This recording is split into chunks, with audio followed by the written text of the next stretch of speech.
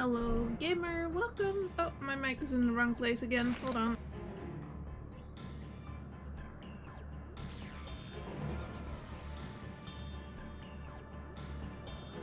That's better.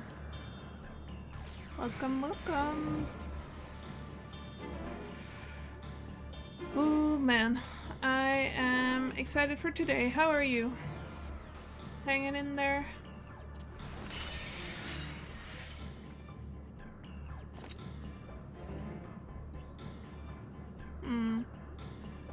Hope you'll feel better soon.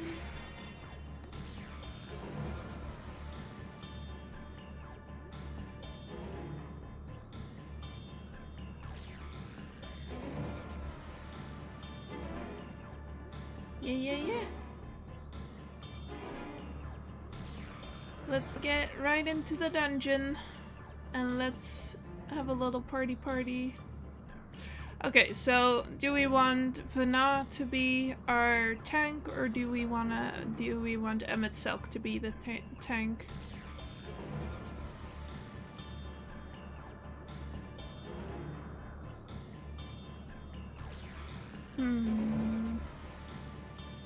Yeah, Mama's protecting us. Let us be off. Let's get this over with. Soulseer. I do like that Hitler Deus says, I'm not very impressive, like I don't fight that well, and he's reskinned Bard, which is just a little joke among the community that bards are not very powerful.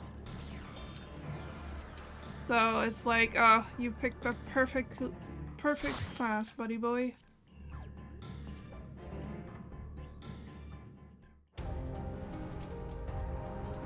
Why so pale?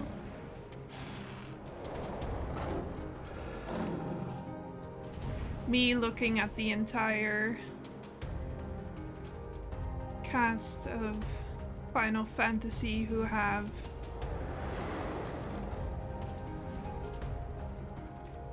like people of color as their parents. Why so pale? Come on now.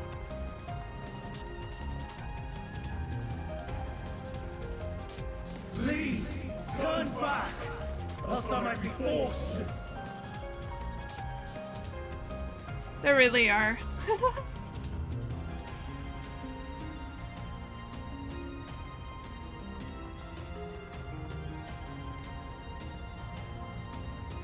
Too many white-haired guys. Come on, Vana.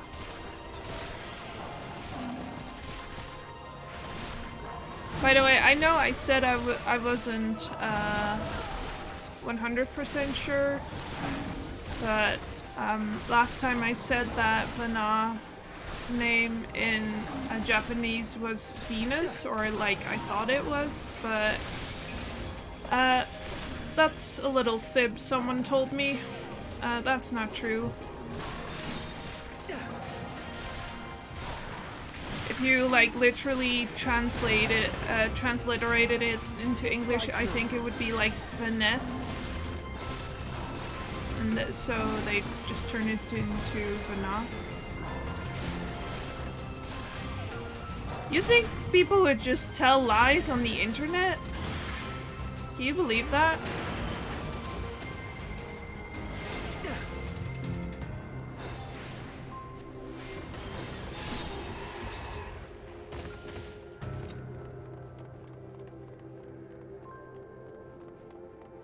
Love this environment.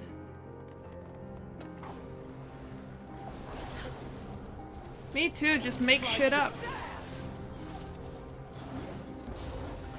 Like, I remember that very distinctly about the game The Last of Us 2, that people just made up lies about it.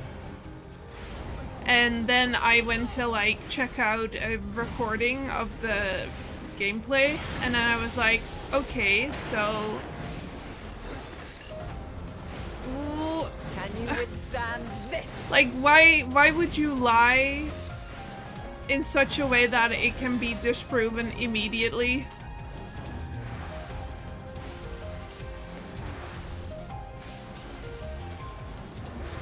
Okay, I don't think anybody cares about The Last of Us 2 spoilers anymore, but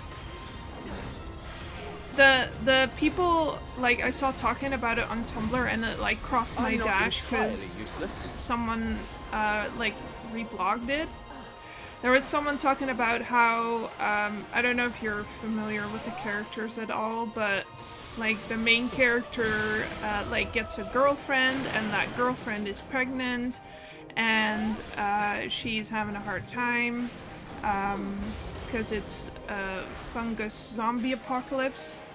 And then they're also like fighting against slash being hunted by someone, and someone said like, oh yeah, this game is so lesbophobic because like the girlfriend dies and the baby dies as well, and the main character's left all alone, when that doesn't happen. The girlfriend lives, the baby lives as well. She's hurt, but she doesn't die. Like, why are you making up lies about it? I don't get that. And, you know, I feel some type of way about the game, because I think it's a little bit silly to have a game all about how violence begets violence, and like the cycle of violence, and then the only like you are actively being forced to participate in that violence, like some really horrific shit. Like, I don't know, that's not really like, how is that making the point you're trying to make? But like, there's plenty to criticize about the game. You don't need to make shit up about it.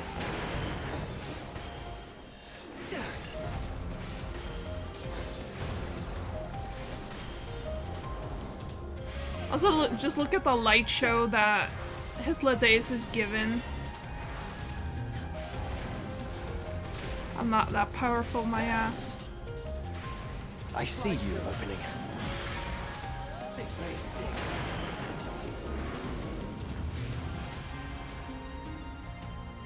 Yeah. Because they were saying, like, oh yeah, my friend is playing through it and telling me what is happening. Like, bro, your friend is straight up fibbing. Just not even fibbing, just like straight up lying. So maybe get better friends, because... But, you know, it also doesn't help that... Have at you! The people who first got a hold of the leaks were, like... not great people.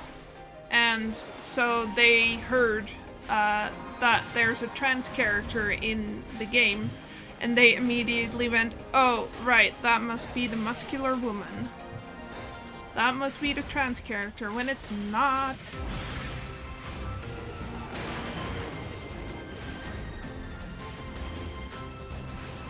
She's just muscular, and her actual body is, like, based on a real person. And you know, I'm a huge gamer, but you won't catch me sending death threats to Laura Bailey for something her character did. Out of my way.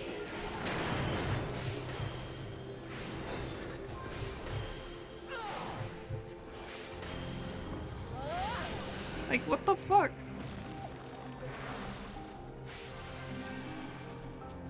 There are actually people in her DMs like saying, I'm gonna kill your son over something her character did. It's so fucked. Like, I don't say these things often, but if you do that, I think you like need to be torn apart by rabid dogs, honestly. I see you opening.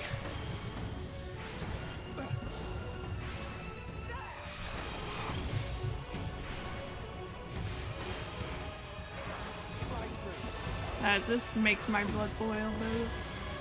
But okay, on to more fun things. This boss fight. It's gone! Oh, look at the little steppies. Pew! And Metzelk teleports both him and Hythlodaeus out of harm's way. Can you withstand this?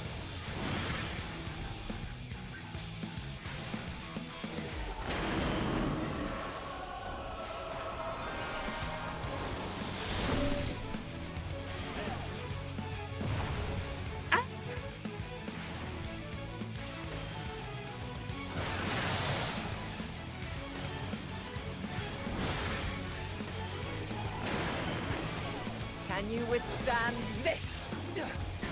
Can you? That's a tank buster.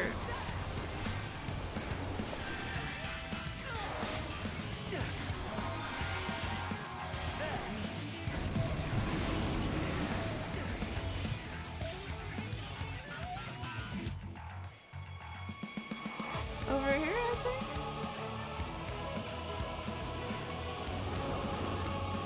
And Vanna doesn't teleport, she just shows us how to do it. Just with wall Hope keys. this works.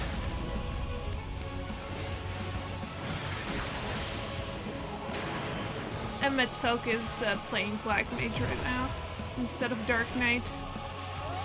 I'm not entirely useless. Don't be so down on yourself, Hythlodaeus. You're great. Oh man, remind me to talk about Hythlodaeus once Elpis is over, because I have a doozy. Ow! Let me in. Out of my way.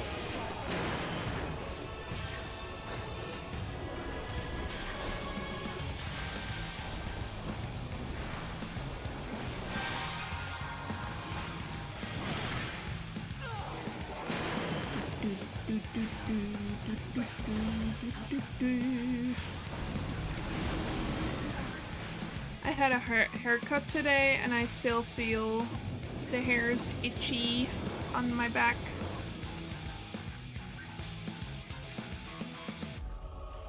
I should barely take a shower after this.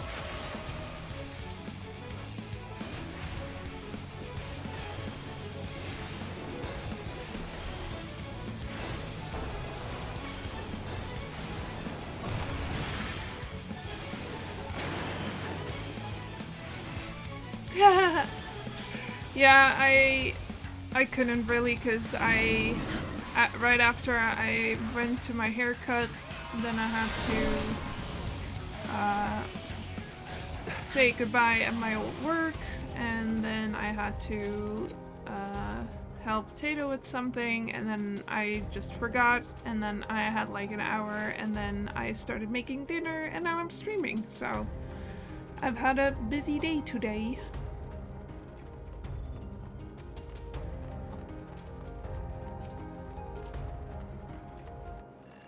Get him. Yeah, but not bad busy. Oh, that's the wrong button.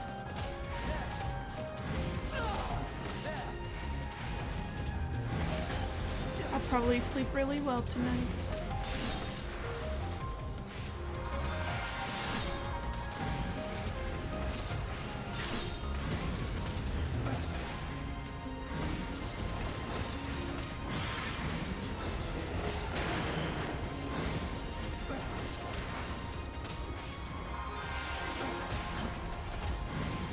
I'm not entirely I also put useless. Duache in her normal outfit again.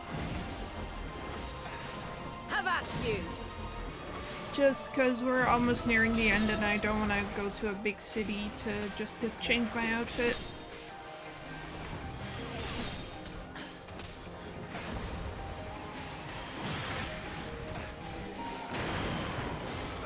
They are like Be gone. working on because right now glamour plates, like the stuff you use to make your clothes look different, you can only apply those in like city states. Be gone.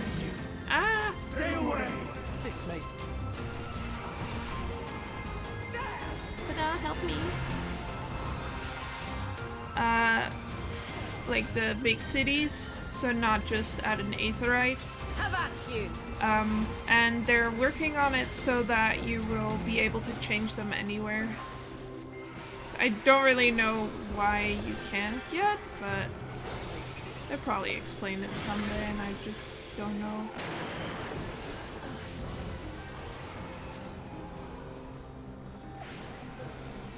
But I'm excited for that. No more running to Limsa to change your outfit.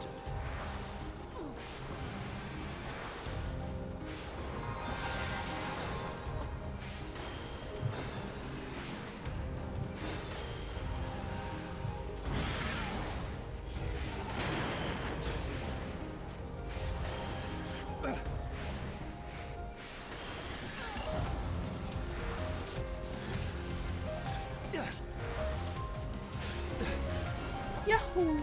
Be gone! You're so loud! I just start This may sting. in my ear.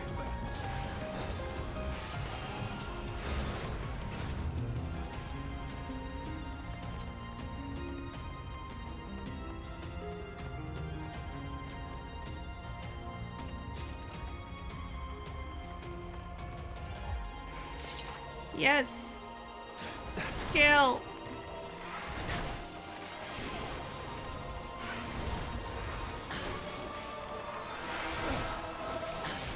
I see you opening.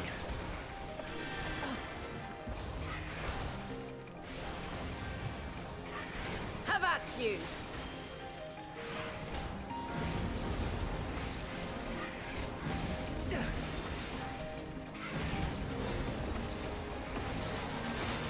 Also, I was looking at the quest list. How about you? I don't think we're that far away from the end, man. I think we only got a couple more streams for Endwalker.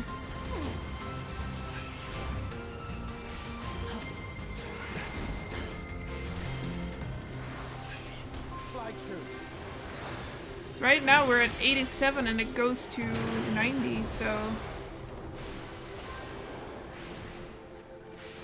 Yeah. Well, yeah, I feel like it went much quicker than I thought, you know?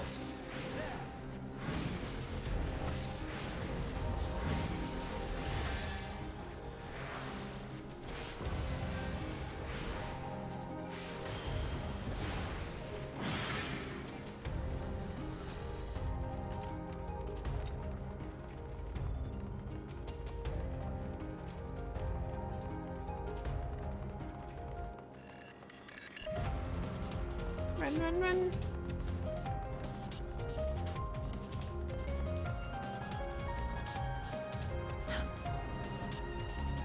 Be gone!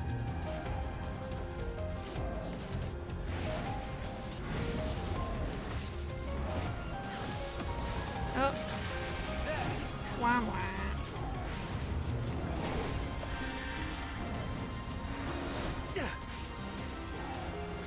Have at you!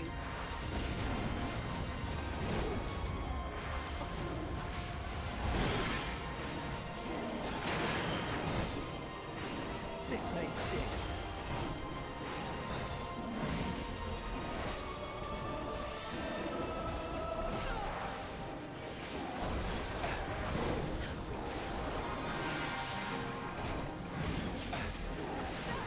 I see you opening.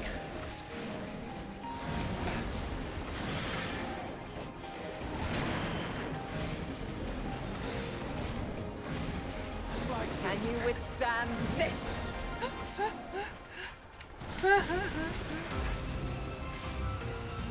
No, that is Hitler days.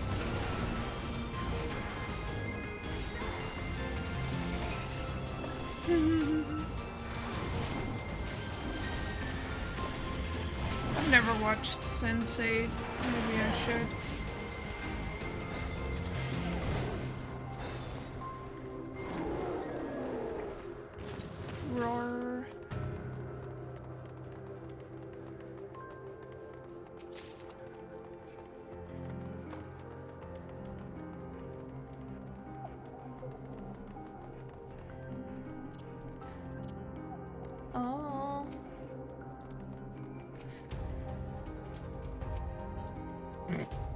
I hate that phrase, but problematic fave. Hope this Mine works. is the ether.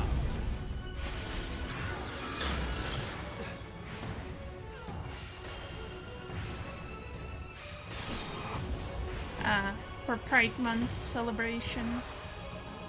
Fly true. All I know about Sense8 is that they share Have at you. a connection and that they all fuck.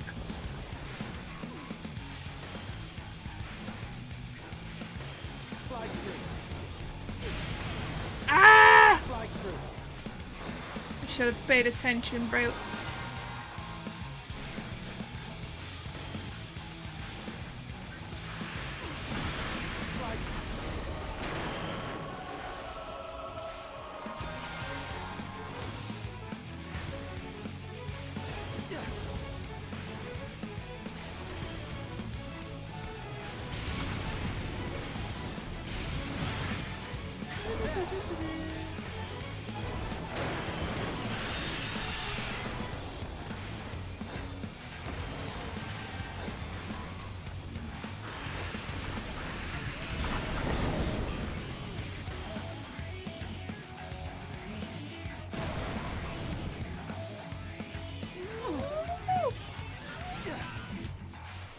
Fly true.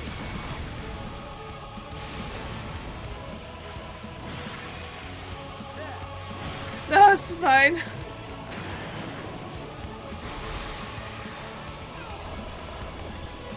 I'm just going a little crazy right now. Have at But you. no.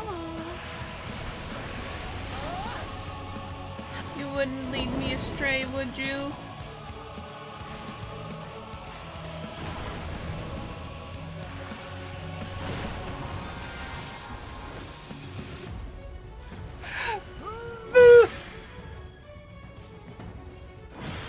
Ah!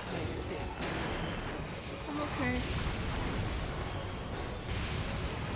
I'm just making the funny noises.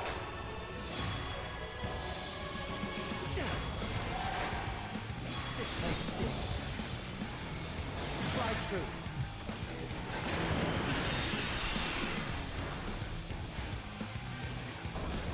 Have at you.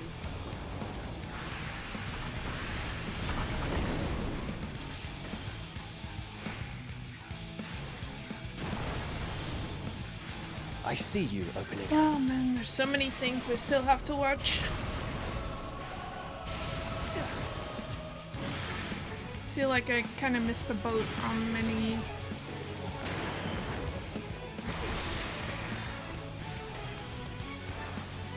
Many popular things. I never watched Good Omens. I never watched Doctor Who.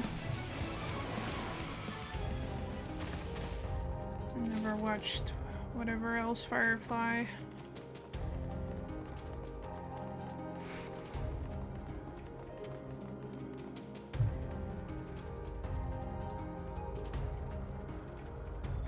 What does he get fired for? Being a decent person? I cannot let you take Mission. Not yet.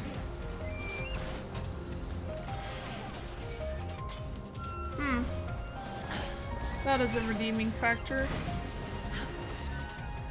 I feel like.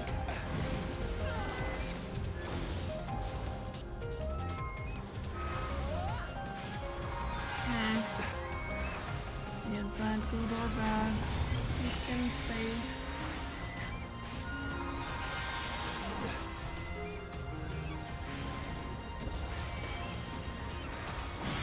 Keep forgetting to press this button. Fly true. You know, the more I play high level Astrologian, the more I realize I don't really care for it.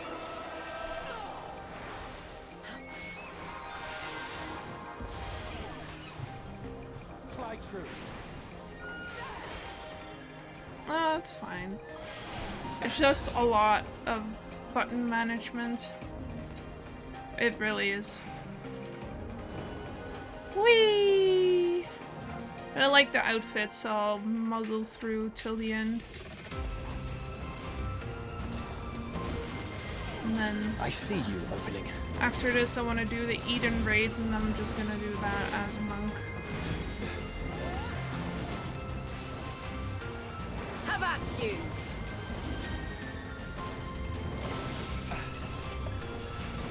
Be gone! Does it make sense in the timeline? Absolutely not. But whatever. I say with tears in my eyes, I care, I care, I care.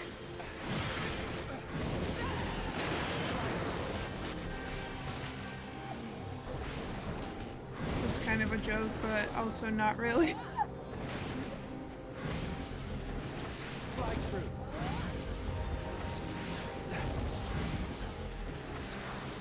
Fly true.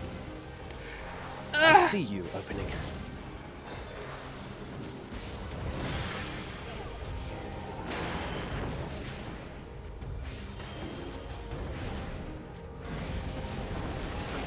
Have at you! Like for the one of the fanfics I'm writing, the one with Viridia, I had like a whole like timeline planned out with all the canonical stuff we know, because I was just like, man, I really need to know like where in the timeline we are, because you know it wouldn't make sense if I said like, oh yeah, this and that, and like talk about the Garlean Empire when the Garlean Empire doesn't exist yet at that time. Boop. I must hear their answers before they're expunged from existence. So I made a little timeline for me, and also like how old everyone is at that point, just for my own reference.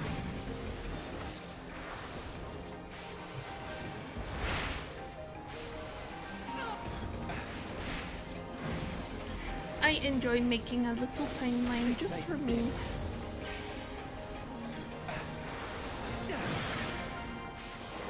Can you withstand this? I'm not entirely useless. I don't mind trusts that much, but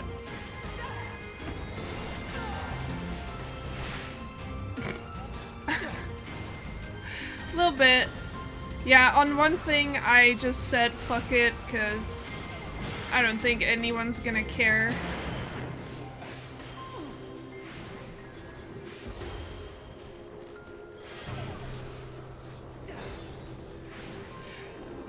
Can you withstand this? I'm also like someone who, like, for writing Sudoku, I like obsessively rewatched my own Dark Knight playthrough, like, because I was like, I don't know if he would say this. Would he say this? Oh yeah, he's like pretty surly, but he's also like when he's really talking to people, he's I see you opening. you know, really like open and honest. But like, Out of my way! I don't know, it's just my little pet peeve when people make characters act in a way that I'm just like, you know, like I was just like, okay, fuck it, I'm just gonna read some fanfic, and then I saw like a fic of like Estinian and the Warrior of Light, like, okay, cool, let me read this, and then the first thing Have at you!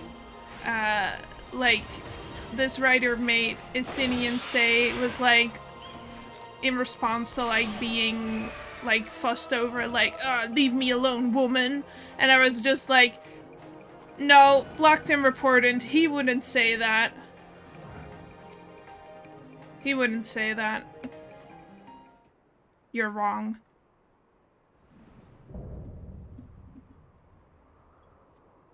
Why are you adding weird So, shit? it comes to this. I have no wish to fight, but this time, I cannot yield. Though Meteor. the world may think me a mad, desperate fool, I will hold fast to my conviction. I love your design, sir. Don't know what you're doing. Actually, I do know what you're doing, and I know why you're doing it.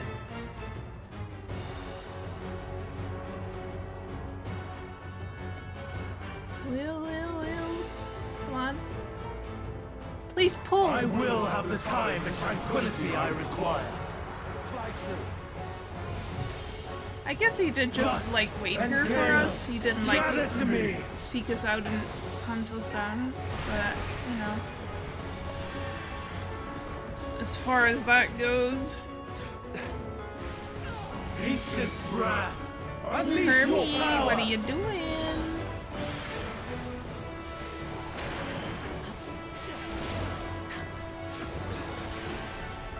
Dancing winds, pierce my foes!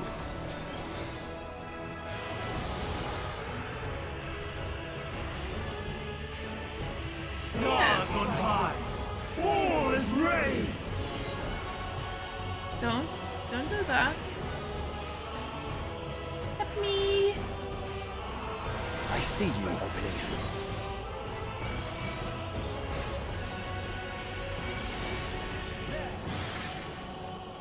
Yeah, this is where we're going. I did it right.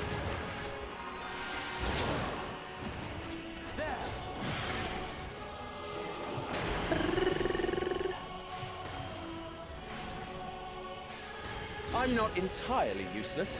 You're great, sir.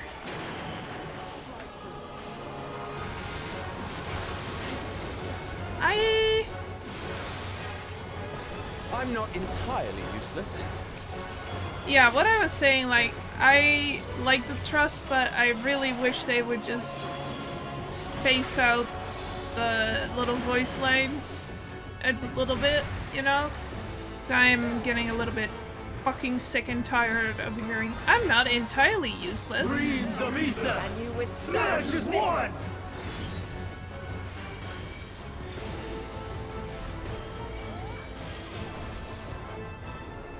Have at you. That means we go...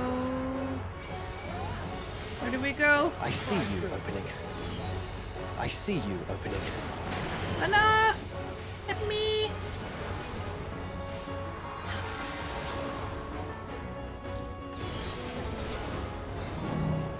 Ah, spread out!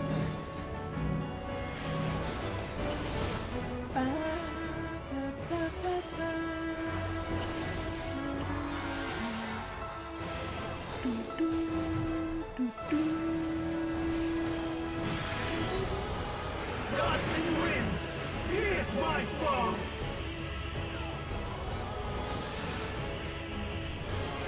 I do like that. I feel like Fandaniel's voice actor, or Hermes at this point, is really giving it his all. Like, yes sir. Give me desperation. Give me angst. Love it.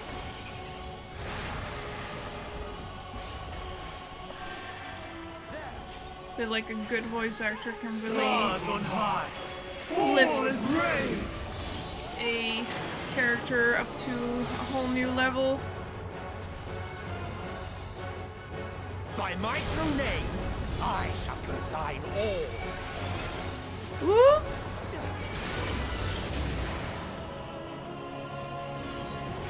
Kill him, bestie.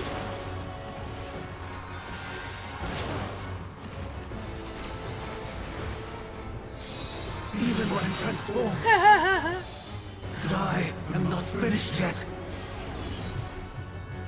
I'm not entirely useless. Stop it.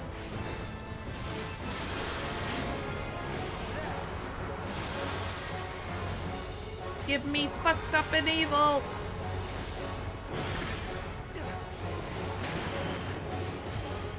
There we go. Whee. No! My power!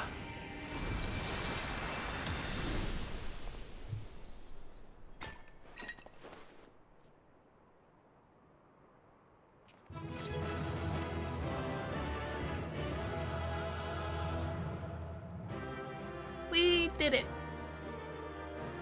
We did it. Woo! Hello, sir. Everything's gonna be okay, I promise.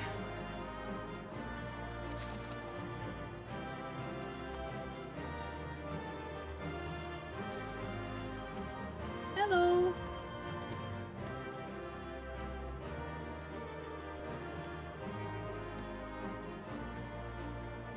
Yeah, no biggie, right?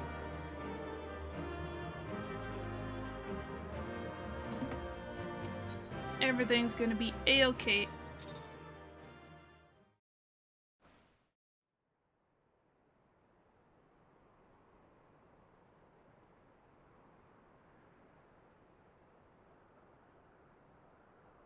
It's over, Hermes. In the name of the Convocation, I hereby take Meteion into custody. And setting aside the matter of your nomination, you will come with us too. We require your knowledge to assess and resolve the situation.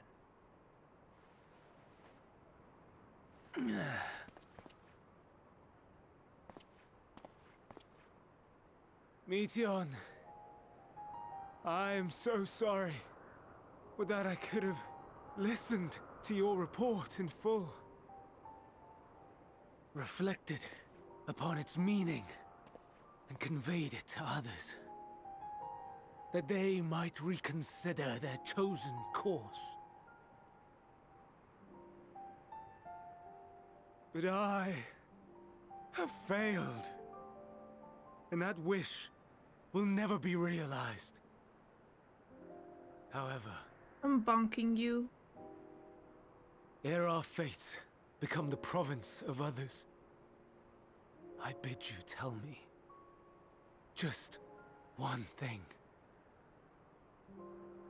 Was there happiness in those distant stars? Was there a reason for living?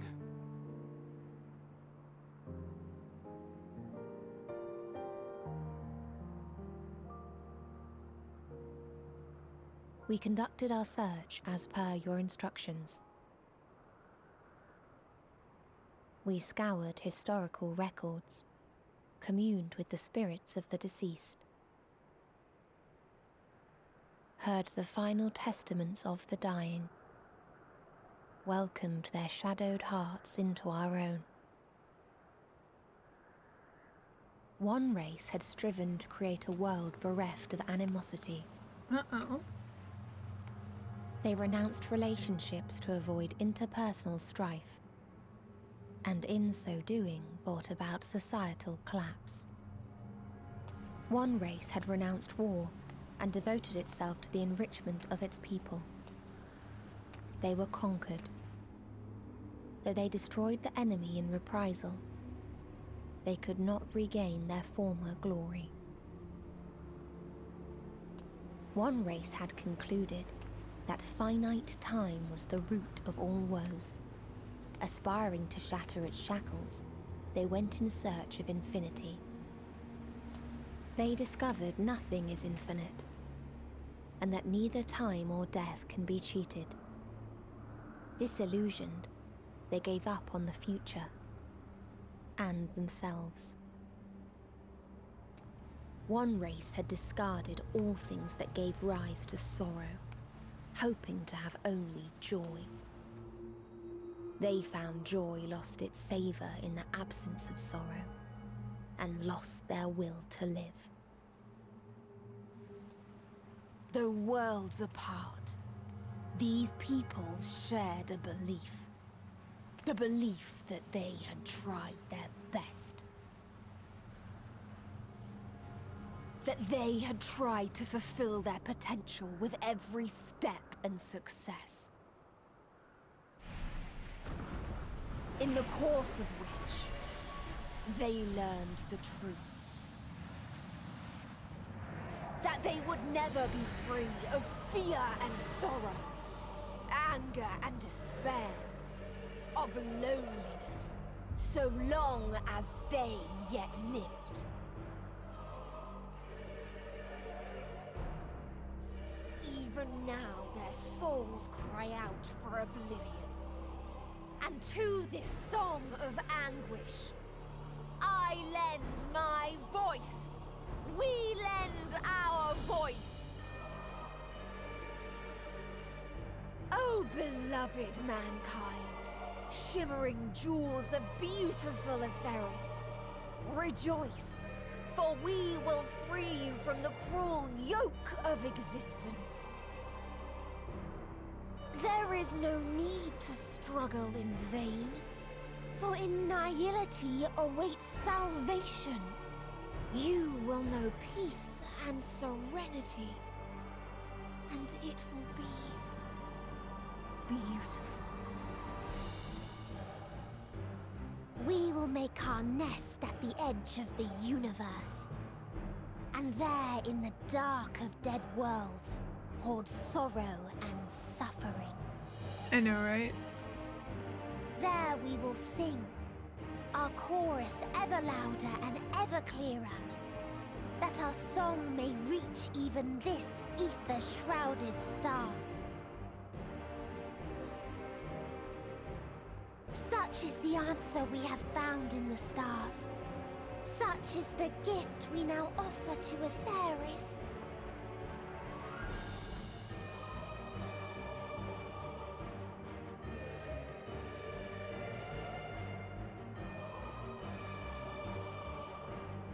Who were you to decide our fate?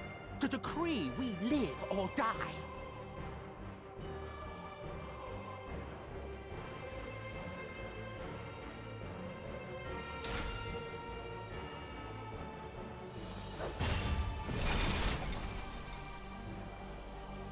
Have you lost your mind?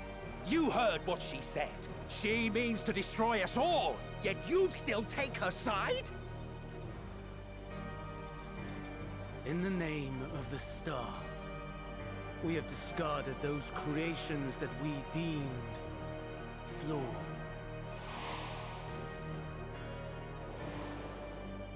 If we ourselves are flawed, does it not stand to reason that we too should be discarded? That is sophistry, and you know it! Perhaps it is. Perhaps I am wrong. But who is to say that you are right?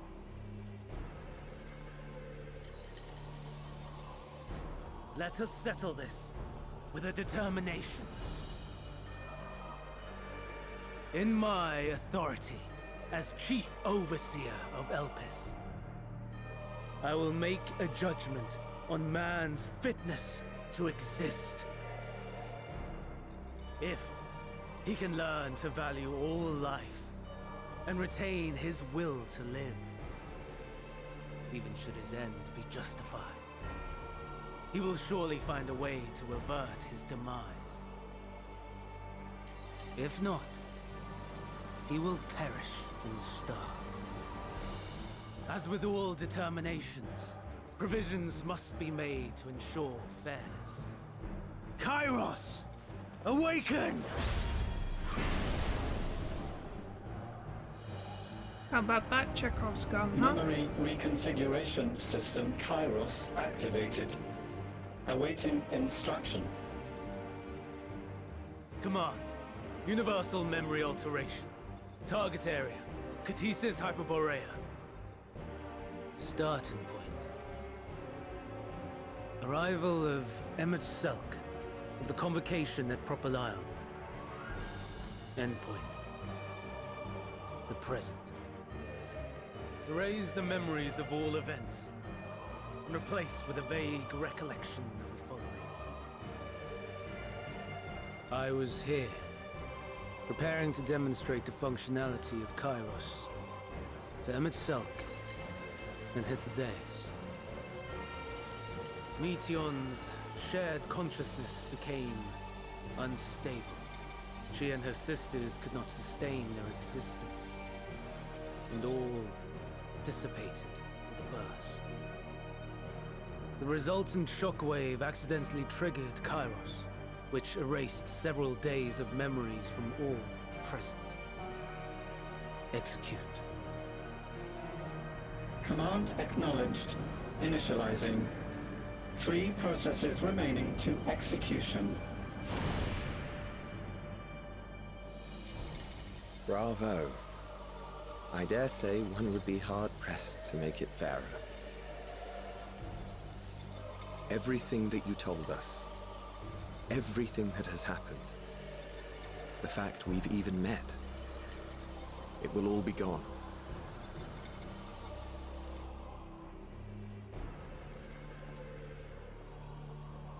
Go, Meteon. To the edge of the universe, where none can reach you. Hermes, won't you come with me? If you were to shed your flesh, I should be able to carry you.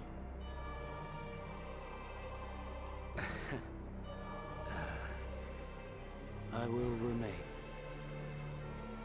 As a man, I will oppose the oblivion you bring. Silly fool. Had you said yes, I would have granted you the gentlest end.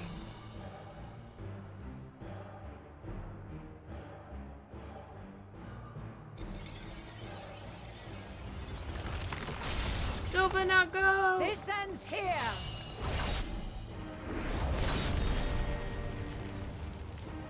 Fly, Meteon!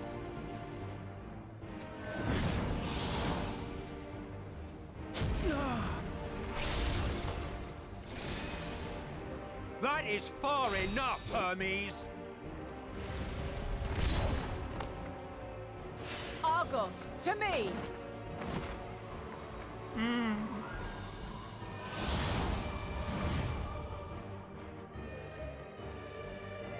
First process complete. 2 remaining to execution of memory reconfiguration. As if we needed more pressure.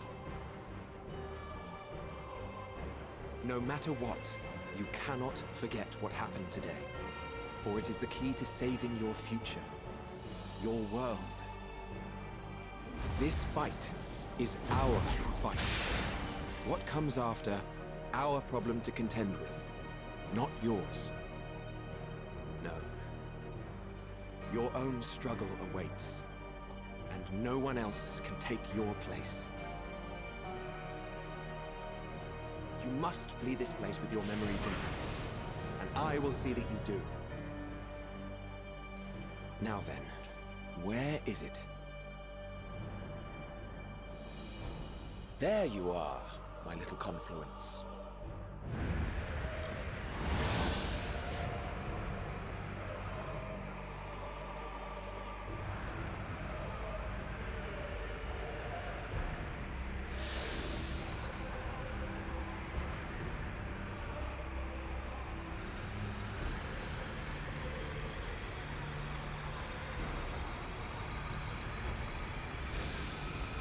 Almost!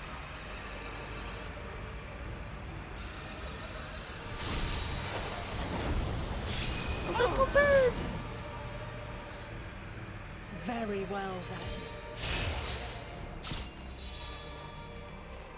You may elude us this day, but not forever.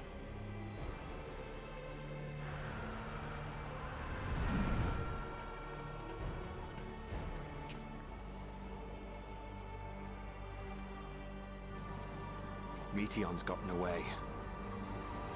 Second process complete. 1 remaining to execution. Ugh. No time for brooding. Listen well. Beyond lies a spatial confluence that connects the interior sections of this building. I will destroy the confluence and force open a way outside. When I do, you must jump through.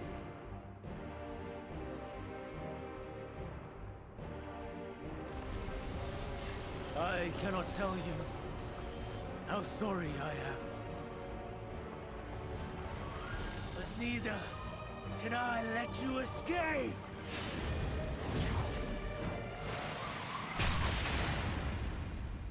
No.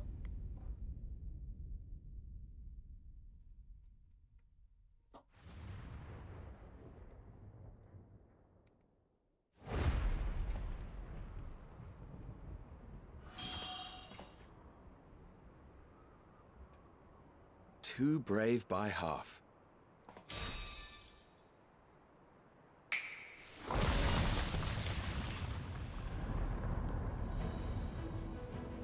Exemplary work, as always, Emmett Selk.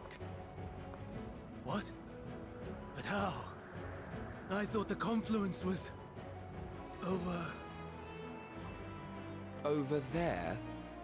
Yes. We were rather hoping you would. It was never anywhere but where it is now. The instant those two began making their way towards nothing, 'twas clear the plan was a diversion. I'm quite incapable of destroying a confluence, I must confess. A gambit brazen beyond words. Though we've grown accustomed to reckless improvision due to the antics of an incorrigible associate. Though, in the case of certain present company, incorrigible is an understatement. Honestly, I'm beginning to suspect it's a requirement for every Azen. There we go. There's no time! Quickly! Even now, I do not believe your tale. I would not suffer us to walk such a wretched path. Still, if it must be said, do not squander it. The legacy I leave you.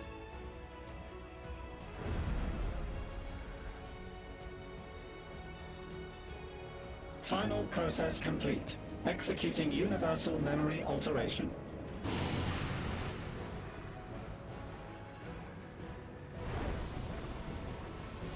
Go, Argos!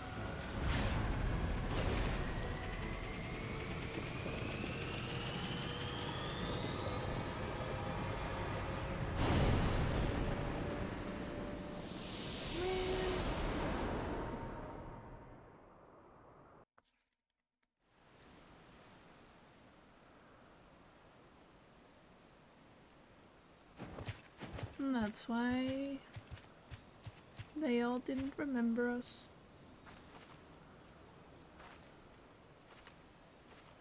Oh.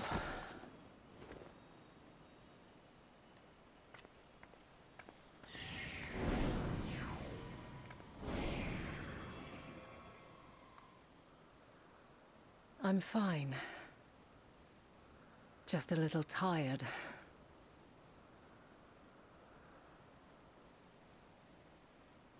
Can it be true? Are we the only ones left who see beauty in the world? In life? Are the stars above no more than husks of fallen civilizations?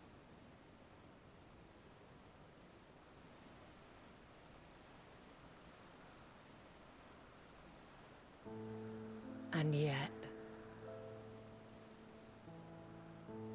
I feel her. Though she is unimaginably distant, I feel Meteion's presence, and the place where to we must go. Ere she made good her escape, I placed an enchantment upon her, one which allows us to follow her trail. She has already left the outermost bounds of Aetheris, and continues on her way. Given the vastness of the universe, it will still be no easy feat to track her down. But thanks to Emmett Selk and his Ladeus, all is not lost. We remember. So long as we remember, our fates remain ours to shape.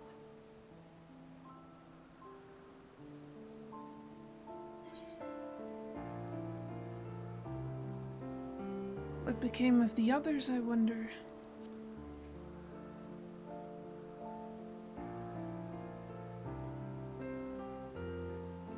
I'd like to know too. Let us ascertain the situation at Cutisis Hyperborea, where they should still be.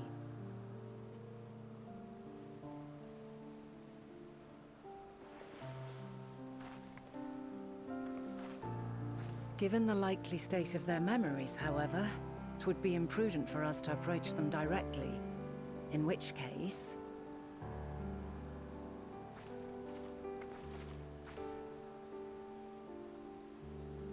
I am sorry, my friend. I've asked much of you this day. But may I trouble you one last time?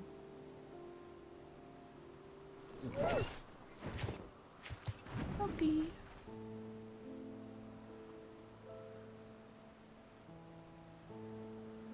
Argos will investigate in our stead. We will share in his consciousness and see and hear as if we were with him. Now, close your eyes and open your mind.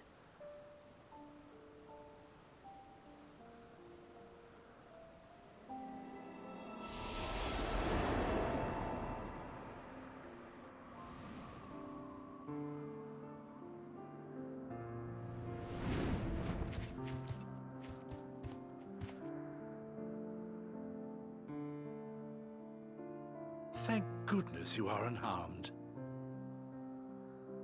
Unharmed? There is a gaping hole in my memories. I can scarcely remember arriving here in Elpis. Forgive me. I was preparing to demonstrate the functionality of Kairos to our guests. But Meteion, her shared consciousness became unstable. And she... So, that's what prompted the state of alert. And when you went to investigate, you were caught in Kairos's accidental operation. So it would seem. It's all a blur to me. Such an unfortunate accident. Oh, and what of Venar and your other companion? You went inside together, as I recall. We did?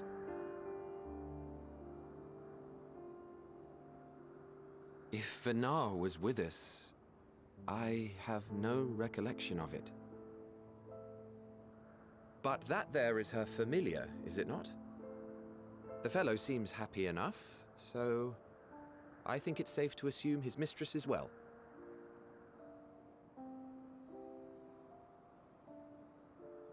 I haven't the slightest notion who this other companion might be, however. Ah, well, that individual struck me as a bit different, for want of a better word. Perhaps it wasn't actually a person, but some manner of creation. Curious. I must ask Venar about it when next we meet. Yes, you do that. Now, if we may tend to Hermes, whatever this Meteion did, it seems he bore the brunt of it. Once you are fit to travel, you will return with us to Amarot. We need to make certain there are no other ill effects. Also, I am here on business of the 14. We've already had the conversation, like as not, but since your toy wiped my memory, we'll have to have it again. Yes, of course. As you see fit. This Kairos, it manipulates memories through the emission of etheric waves, correct? There is a theory which holds that memories scoured by blasts of ether are restored when the soul is cleansed in the underworld. If true, then perhaps when our time comes to return to the star, we shall remember these few days we have lost. I doubt aught of interest occurred. Look forward to the revelation if you like, but I should prefer to reminisce on more meaningful moments.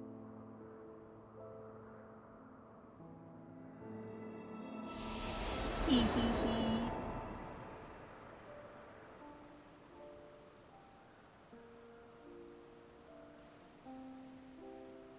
Let us rest, if only for a while. After all, you and I... oh, we still have a long, long way to go.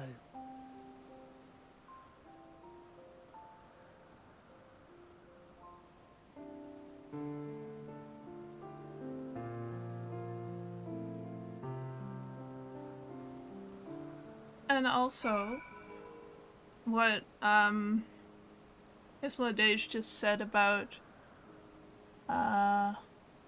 like memories being returned to you in the ethereal sea, so when you're dead. Hythlodaeus wasn't actually like dead on the moon, like he was dead, but he hadn't been to the ethereal sea because he was trapped in Zodiark. Yeah, the professor talked about that. And do you remember in the fight with Elidibus when Emmet Selk came to our rescue? When we had not been best buddies before? Now you know why. 'Cause he's dead and he remembered.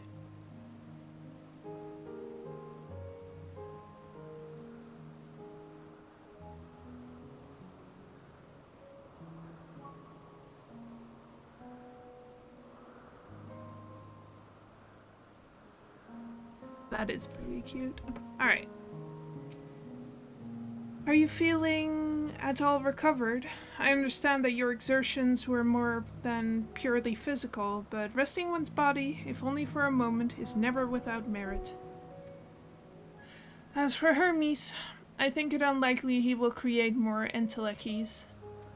He poured so much of himself into Meteon, and now that she and her sisters are gone, dissipated in his mind, the grief must be unbearable. He will blame himself. He will believe that, had he never acknowledged his dissatisfaction with the world, then Nemetia would have never been born to suffer and die. The offer to join the 14 will be a welcome distraction, and one day hence he will face the advent of the final days in the role of Fandaniel.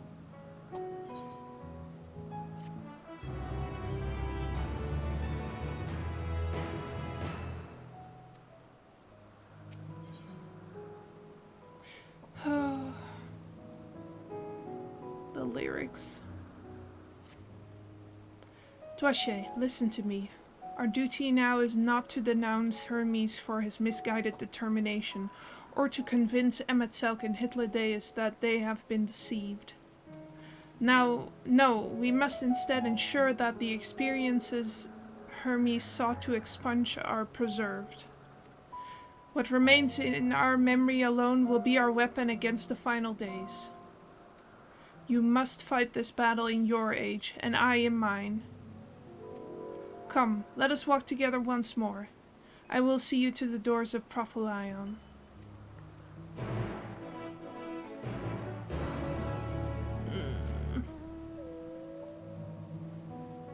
I like your hair.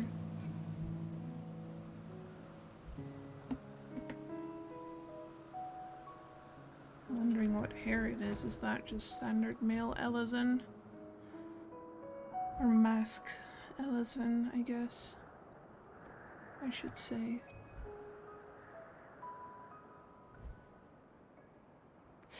I am shaking the Final Fantasy devs. Please stop having gender-locked hairstyles. I'm begging you.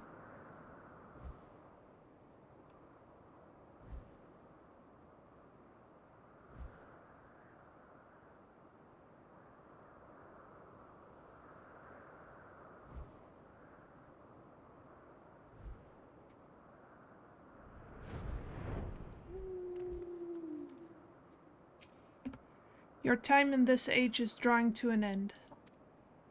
Upon speaking to Vana, several cutscenes will play in sequence. Set aside. Alright. It's time to say goodbye to Elpis.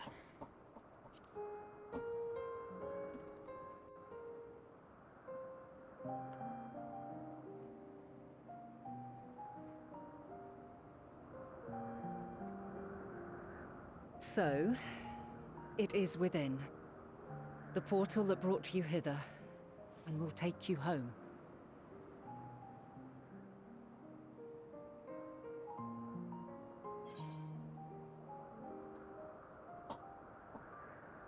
Perhaps I should stay and help.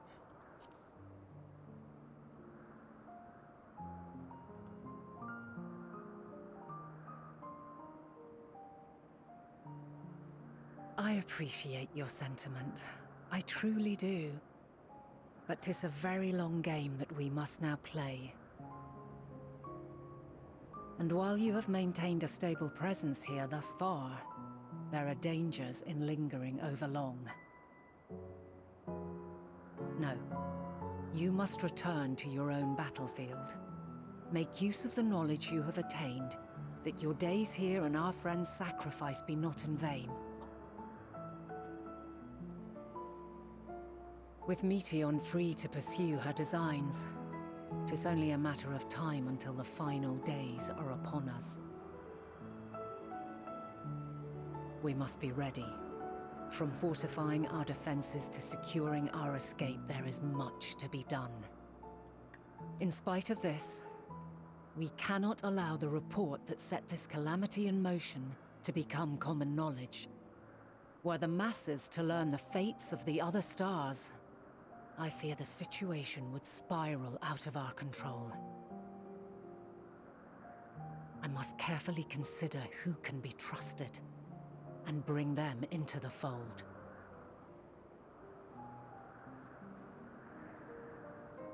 Ordinarily, I wouldn't hesitate to call upon the 14. However, it was the desire for a fair determination that drove Hermes to attempt to erase our memories. Were he made aware of his actions, there is no telling whether he would remain a friend or become a foe. Alternately, we might try to alienate him from the convocation. Yet in doing so, we would deprive ourselves of a brilliant mind who would be invaluable in the crises to come. Quite the dilemma. Which is why I must work independently of the convocation. Regardless of how we proceed, if we are to permanently avert the final days, we must be equal to Hermes' challenge. We must prove that mankind is worthy to exist. And this hinges, I think, on how we confront the all-consuming despair that accompanies a senseless and seemingly inevitable end. Bewildered and divided, we would perish like the peoples of those celestial ruins. We could not hope to survive the final days, much less take the battle to Meteion at her nest. We must find a way to defeat despair, to unite and prepare as many as possible for the struggle ahead.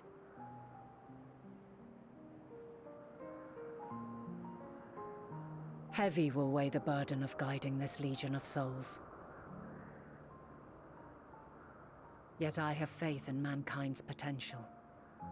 As long as he believes in himself, there is naught he cannot achieve.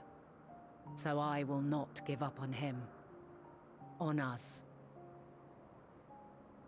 You may find your world to be very different. Or perhaps the erasure of our friends' memories has sown the seeds of a conjunction between us. We cannot know until the moment is at hand. So shall I strive to do my best, taking naught for granted as I walk my path.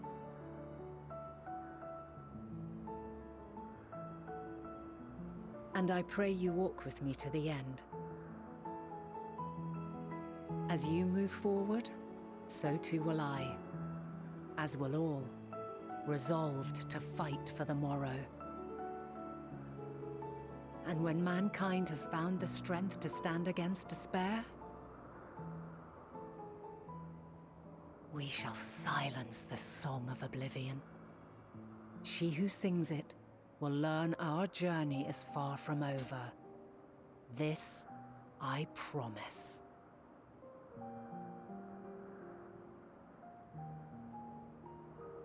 Fare you well, my light of the future. Till we meet again.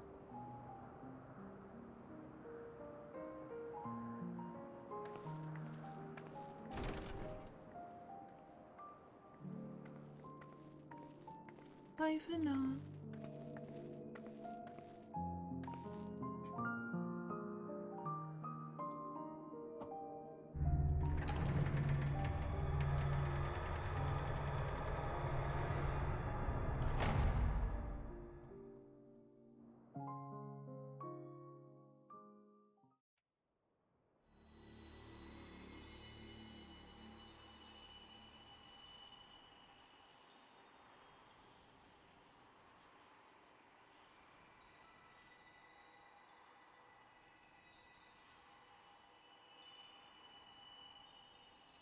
From this day forth, I shall strive to bring honor to the seat of Vandani.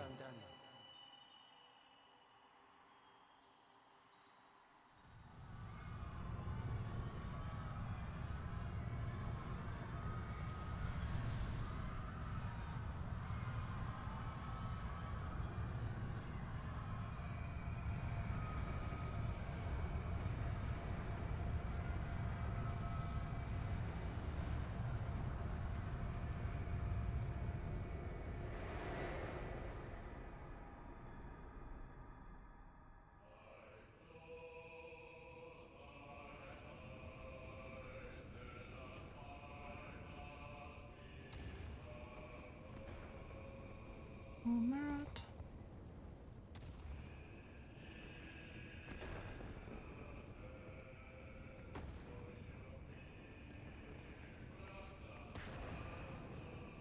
Even now, I remember standing there, locked in a moment where the sky is aflame.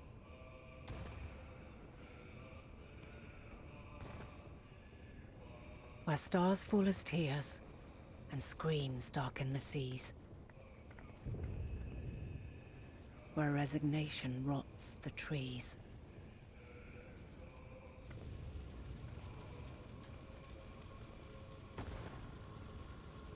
Where terror twists magics into abominations.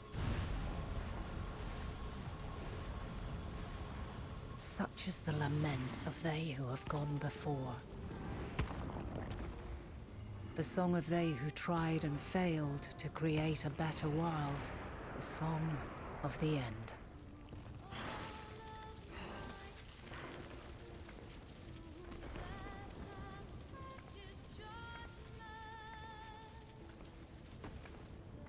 That which hides at the edge of the universe is no longer hope's creation.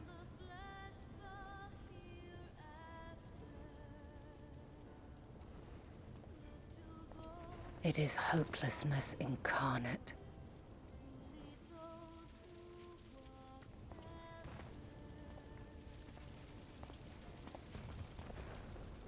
That day, mankind saw half of its number sacrificed to bring forth Zodiark.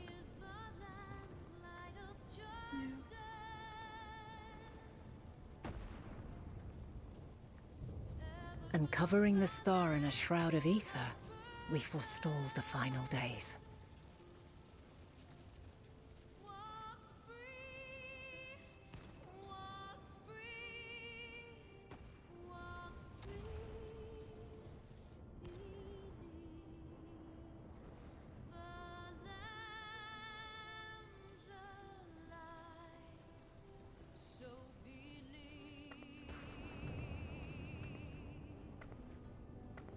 Yet the cries echoed still. We wept for innocence lost, wailed for death inevitable.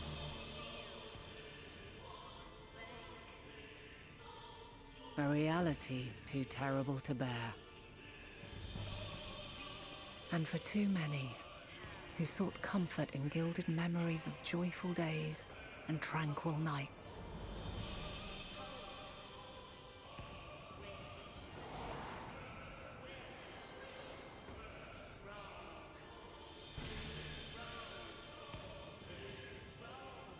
This is all wrong! Why must we suffer so? It needn't be like this. No. There must be a way to restore things to the way they were.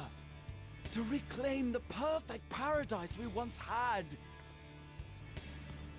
No, my friends. Suffering exists, and we cannot pretend otherwise. No civilization, however great, could eliminate it. If we would live, we must accept it as our constant companion. Let us not seek to forget this tragedy. Let us carry it in our hearts, that we may grow stronger and know true happiness. We can't accept it. We won't accept it. It will be ours again. A world free of sorrow. No, it will not. For there has ever been sorrow. Mankind was but spared its biting sting for a time. So please, open your eyes. To try and reclaim those lives we lost by sacrificing yet more isn't wisdom. It is weakness. No paradise is without its shadows. If we cannot accept this truth and learn from our pain, then our plight shall be repeated. So many answers lyrics in the dialogue.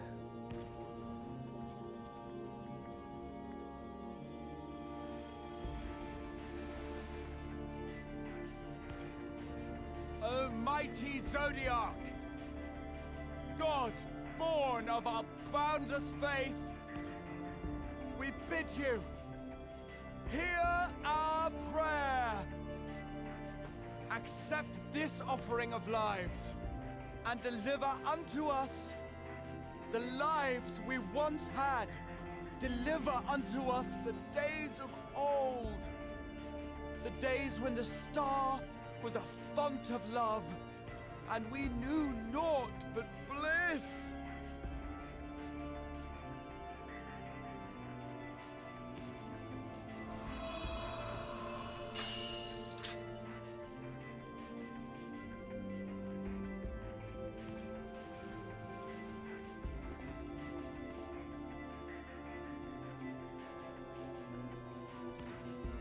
You would destroy it?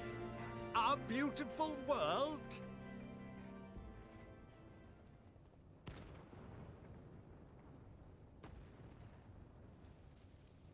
Lands that stretched on forever. Skies one could drown in. The heartbeat of nature, silent yet strong. And amidst it all, a people. Beacons of light and life. Laughter that warmed my heart like naught else before. They are my meaning and my purpose. My love. In spite of, or perhaps because of this, I choose to believe in mankind's potential. In his ability to find a way forward. So let there be no way back. From that temptation, I sunder us. No more shall man have wings to bear him to paradise. Henceforth, he shall walk.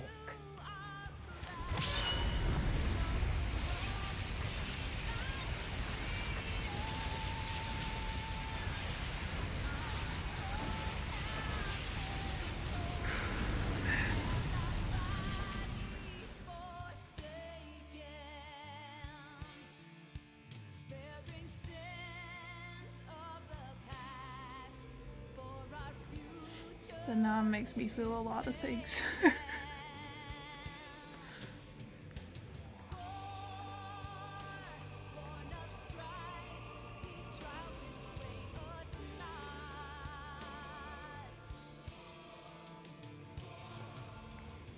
All is excruciating pain. I breathe fire and torment.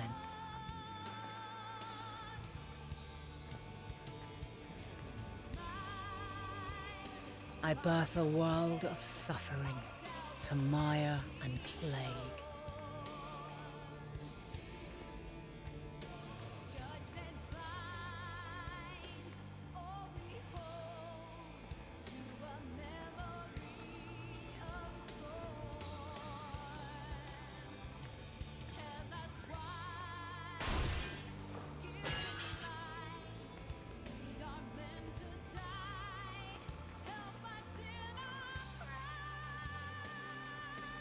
In one fleeting moment, lives come and go, ever moving towards the unknown.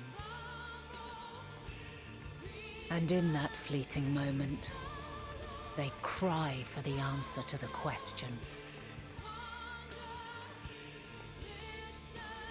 Why, given life, are they meant to suffer, to die?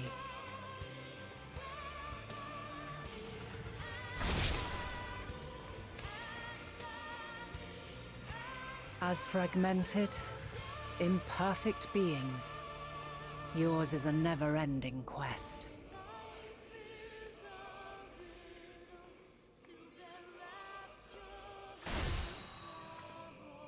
A quest to find your purpose, knowing your end is assured. She was there with us all along. To find the strength to continue when all strength has left you. To find joy even as darkness descends. And amidst deepest despair, light everlasting.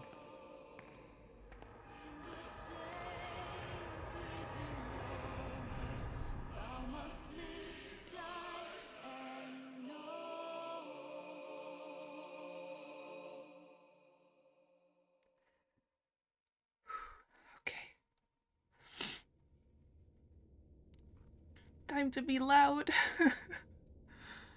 A conjunction has begun to form, an intertwining of your time and mine.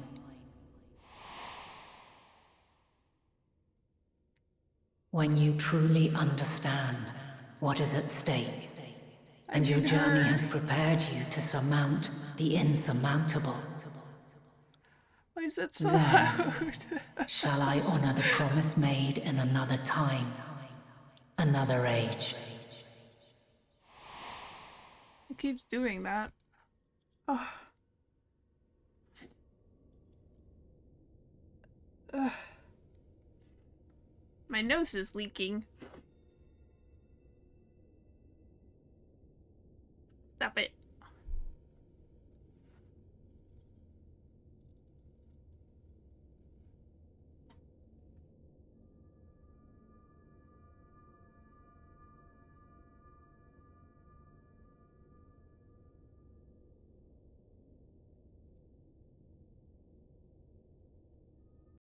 Whew.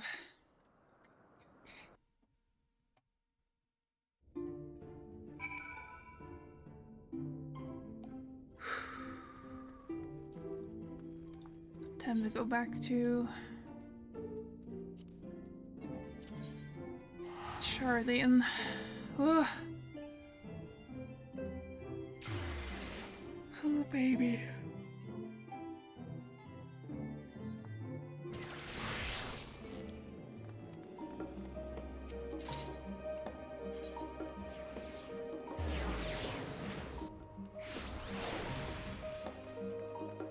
Oh, what do we have here? A little girl boss posse?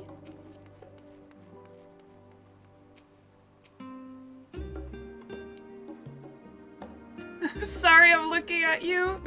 I got shy.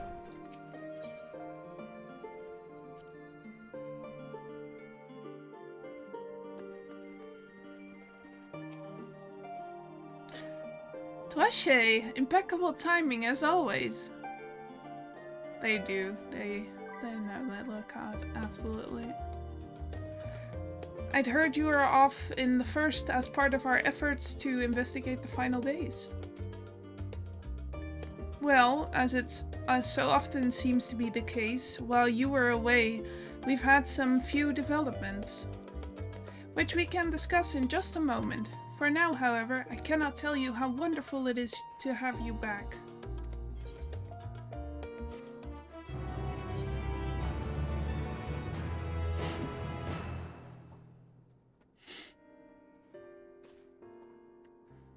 Get back in there.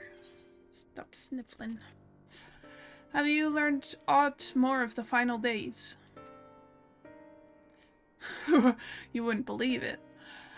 Then the journey was well worth the risk. No doubt your newfound knowledge will be a great boon to us all. Unfortunately, during your time on the First, events here have taken a turn for the worse.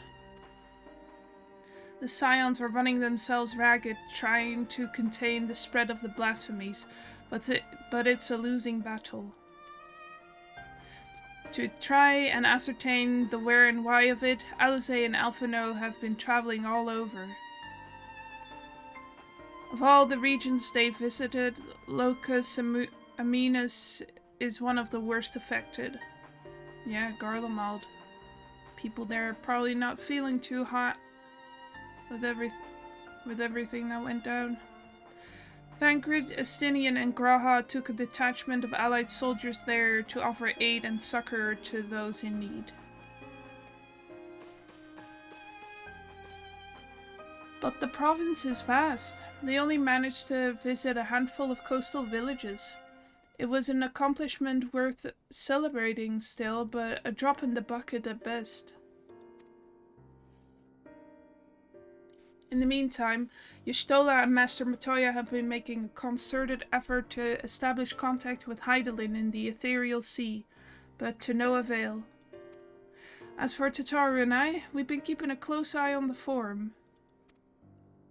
From what we gather, they've been constructing a vessel to ferry people to the moon, an ambitious project that has likely been years, if not decades, in the making. However, since we've seen no sign of it thus far, I suspect it's still incomplete.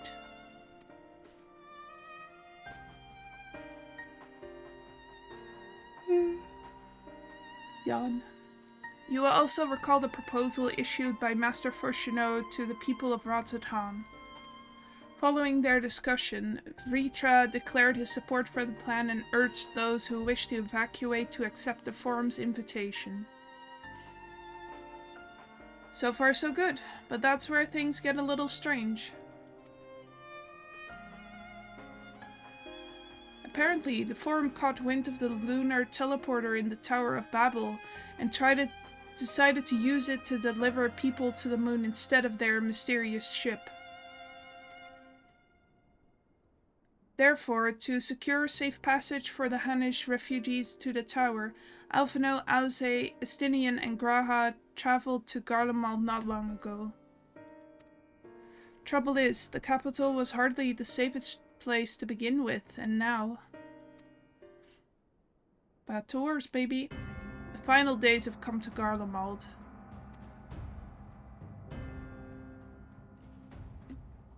Shortly after our friends arrived, they were sent to rendezvous with Master Furshino. Then panic broke out and our communications were severed. From what fragments we were able to make out before the link shell went completely silent, we can only assume the phenomenon has spread to the capital.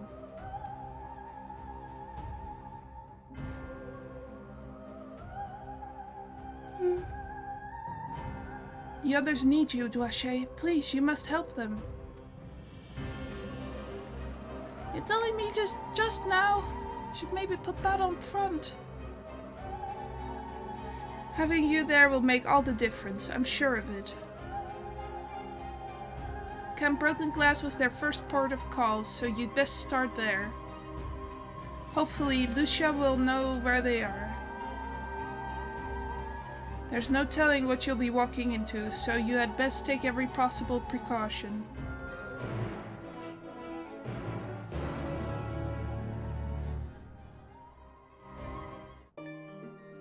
Let's go. Level 88, baby. We're inching our way towards the end.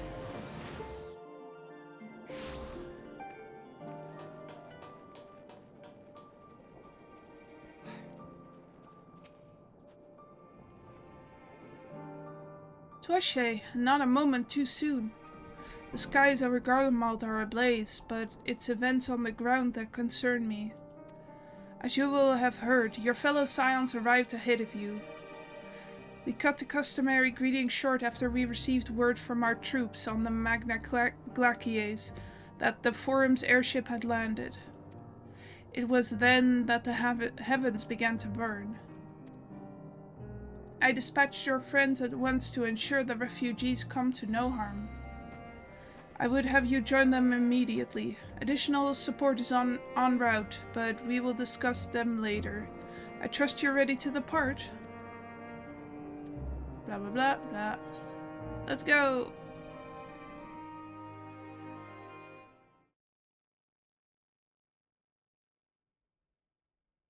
Earlier on the Magna Glacies.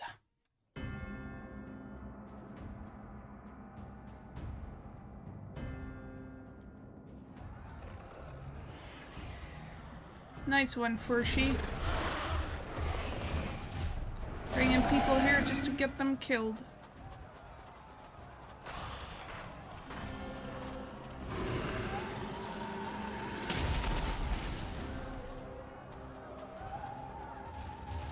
No. No. No. We were promised an escape. Not the same who fled.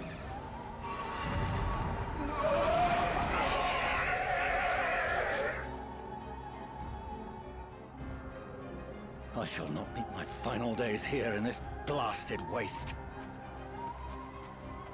You brought them here, Calm you stupid yourselves. idiot. Your panic is our greatest enemy. Come, we must build a line of defense.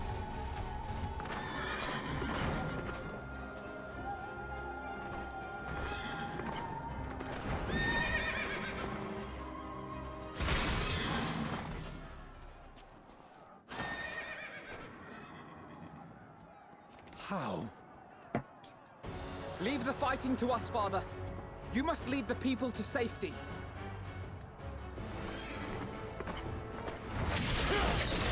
Palestinian!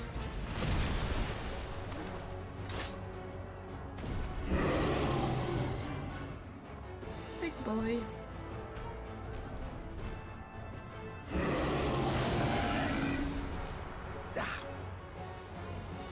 I can handle this pair. You? Shall tend to the refugees. Let us be about it.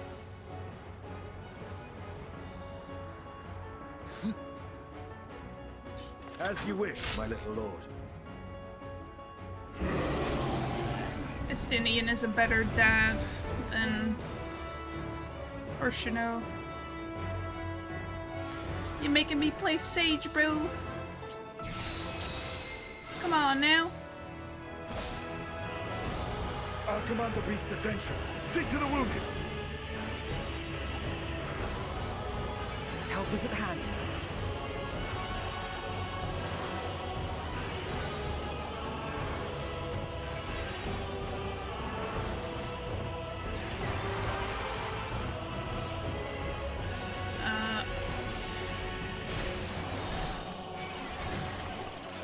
Leave it to me.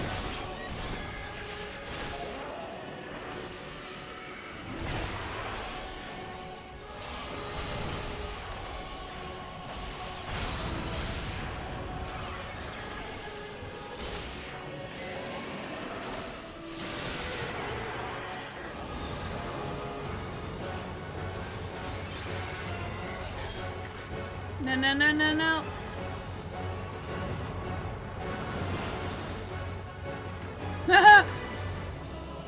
Being overwhelmed by fear. Alphino, do what you can. Those who can stand, come with me. Shut the fuck up. You did this.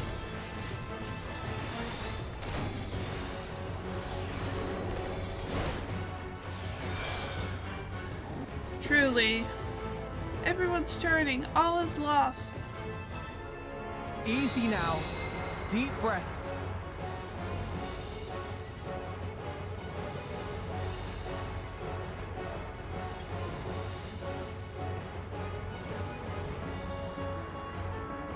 You're safe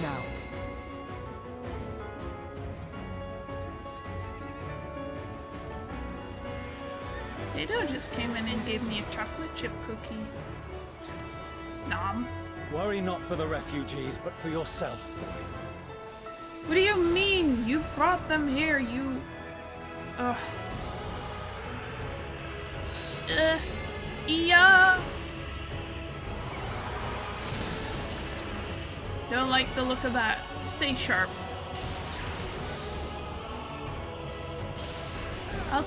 You take the lead. I'll provide support.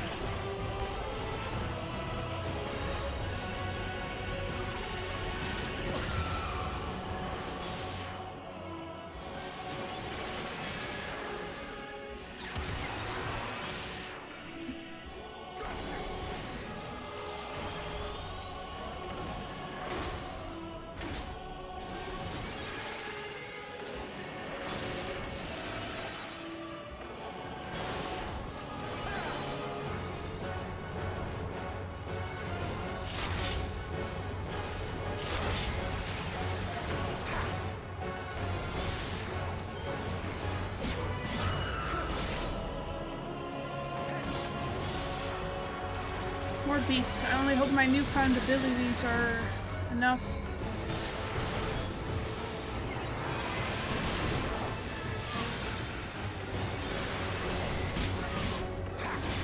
Heal, heal, heal, heal, heal.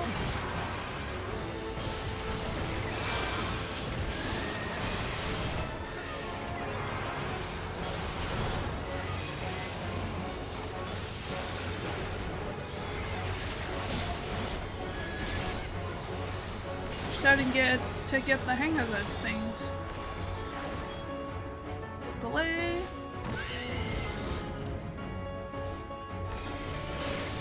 Justinian knows what's up. Ah!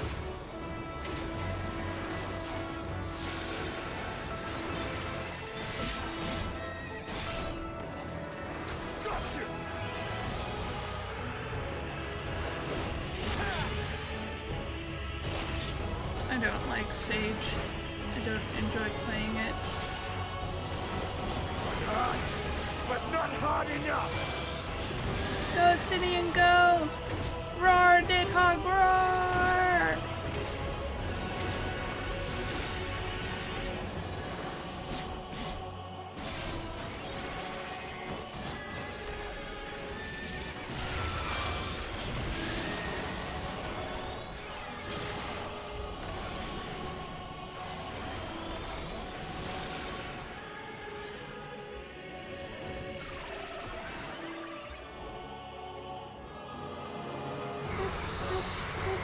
Booby? Didn't even notice.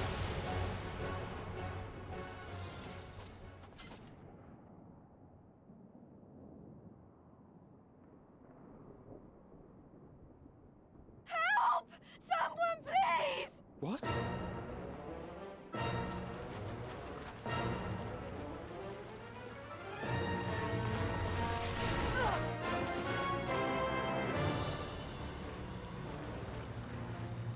Routes. No. Don't. I don't want to die. I know, right? Forward! Let not a single fiend escape! Who's that guy? I know that guy. Wait, that's... Euless and the army. So, you've recovered then? In time enough to be of aid, for once.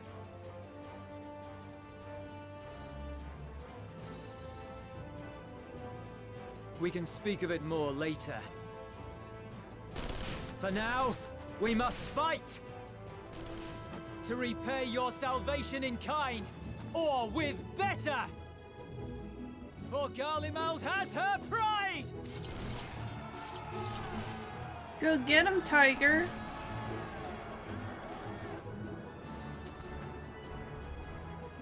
Of that I've no doubt.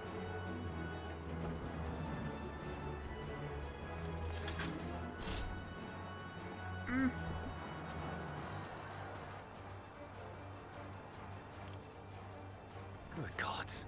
Of all possible saviors, the Imperial Army. Oh!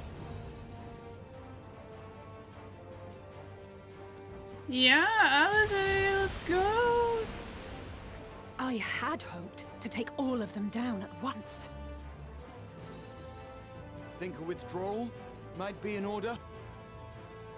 Oh, sod that. You know who would never abandon these people to their fate. To be devoured by their former friends. That'd be beyond cruel. These beasts must fall here and now. Well then, I'd say it's high time we threw caution to the winds. So long as you spare me the heroic sacrifices. Now, let's go!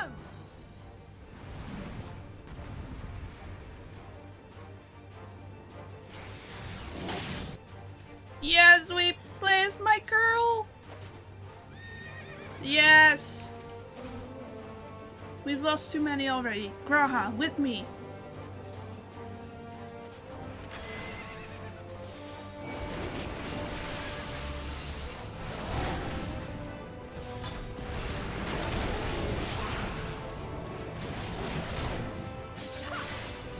Let's go, Alizé, let's go!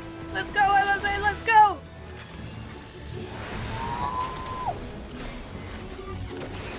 Yes!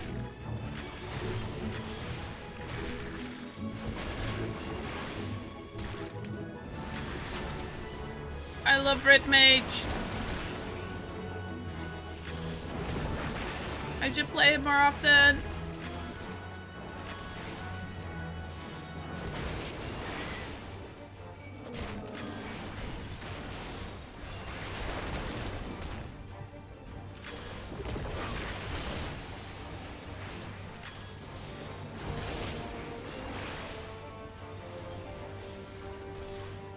Raha, heal yourself, bitch.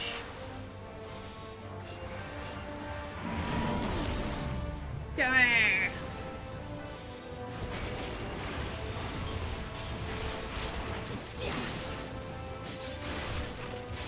I'm fine. Yeah, you are. You're great. Woohoo!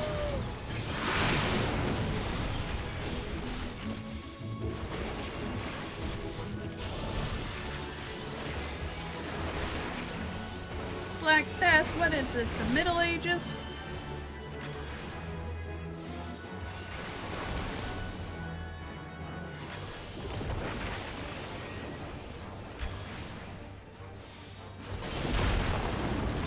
Not today. See if I care. I won't back down.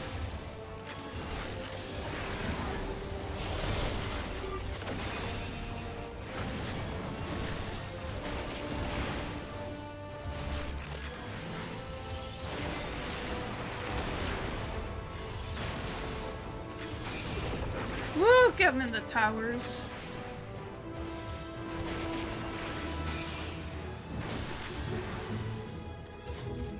Towers that mean get in.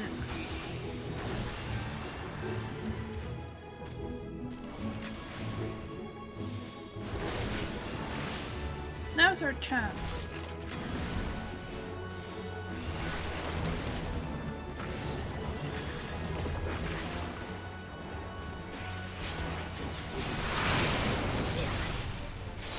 I'm not done yet. No, you're not, baby girl. None to worry about. Yeah, you sure?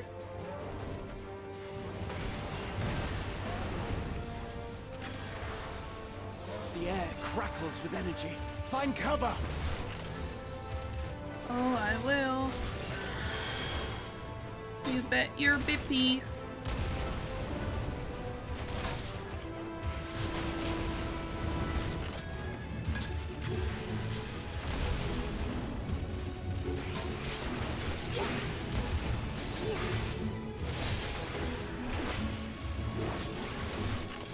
As they say, turnabout's fair play. Let's go, let's go, let's go, let's go.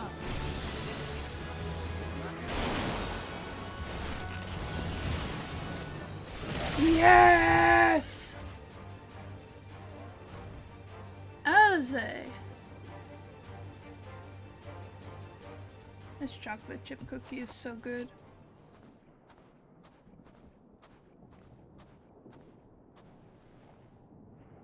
There's not the barest trace of ether.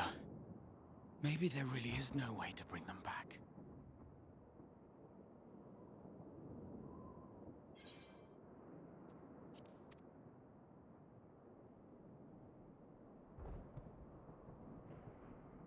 Thank you for saving our lives once again. I remember you, from Purusha. You helped us there too, didn't you? Ah, you're from Palaka's stand. I'm glad you're still in one piece.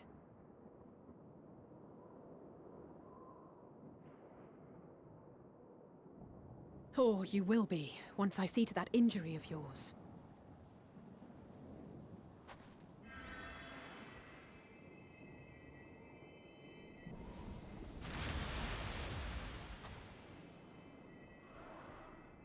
Look out!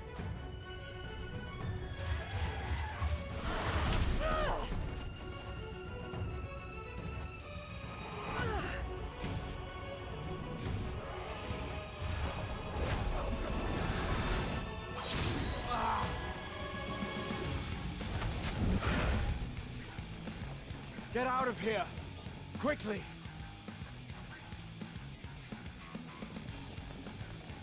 I won't lose them! Not a one! This will be a brighter future! I won't let a madman's apocalypse ruin everything we've fought to achieve!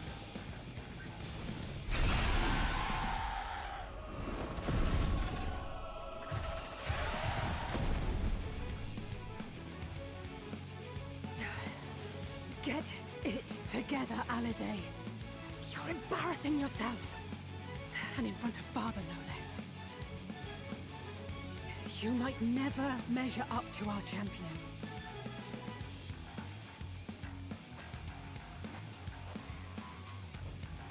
But we ask too much of her as it is. You mustn't let our sword in the darkness fight alone.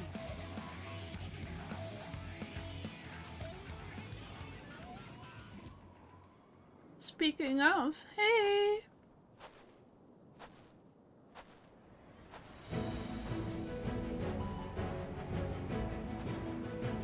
Oh!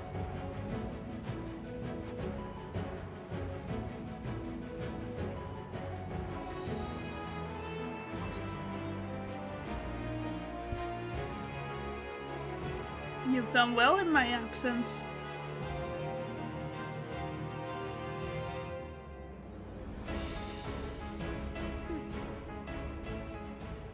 I can look after myself, you know.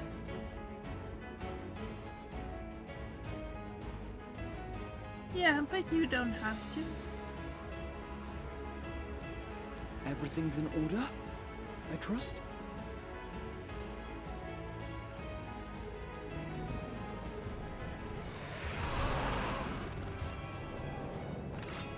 I've had enough of this rabble! Come on!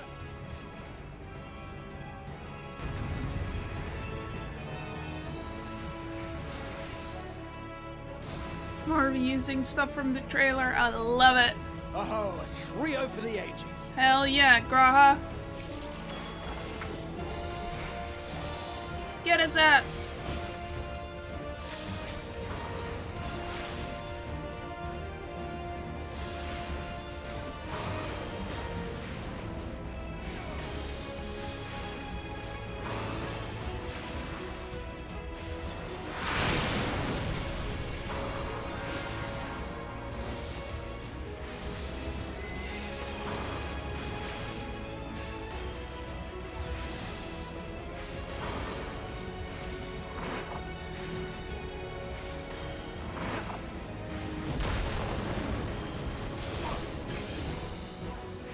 just the beginning.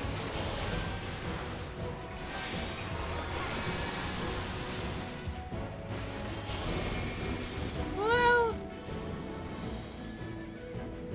who's coming now? Hello. I had a feeling I'd find you here.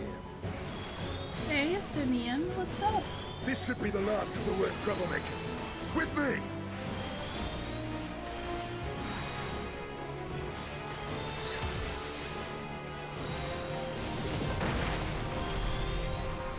Julius will seek the refugees to safety. We must keep the beasts at bay.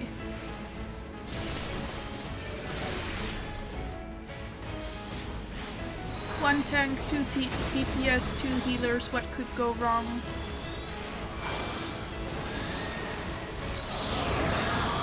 Well,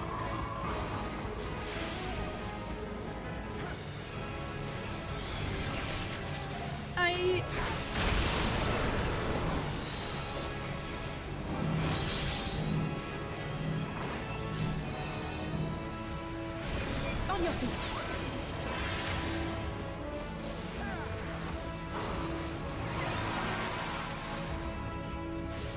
it's not bad. I'll tell you what.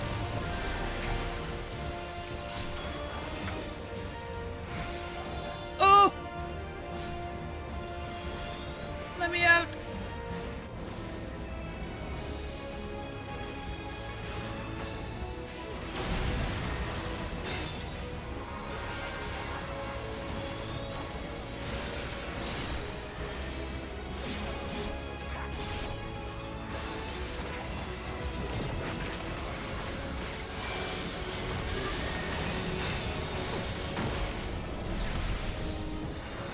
Leave the healing to me.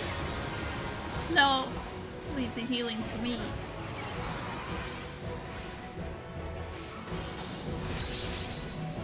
You know, if you got a good sage in your party as your co-healer, that's the best shit. I'm in your debt. Is there not so much a, like, healer as a preventing you from taking damage type class?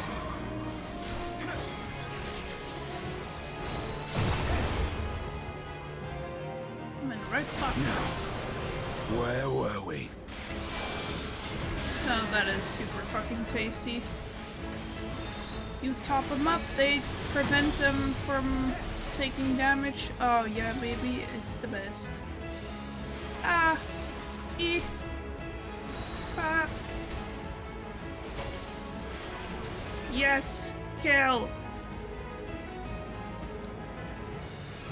It's very hard. I can't do it. I've tried so much, but it's really not for me. I still want to try it more though.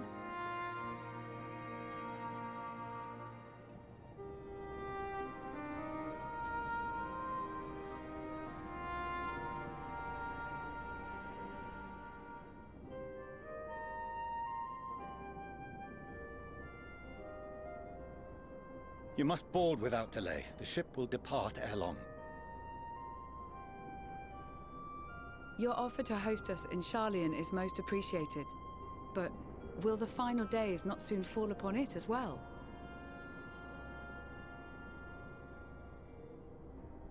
Your hesitation is not unwarranted. The satrap entrusted me with your lives, yet I have failed your comrades.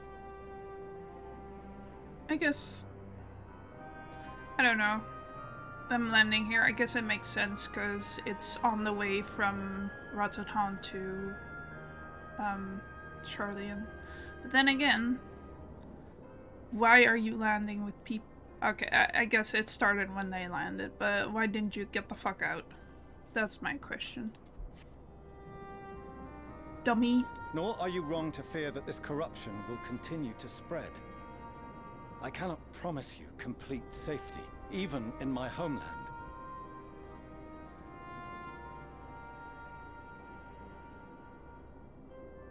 What I can promise is that I will do all in my power to protect you.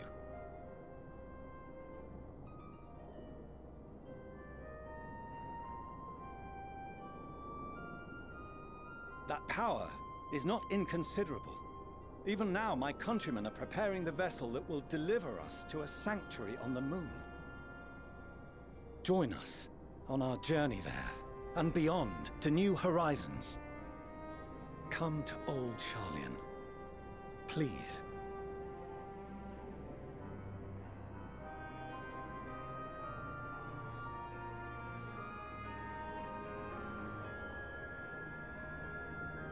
We would be fools to refuse such a generous offer made in earnest.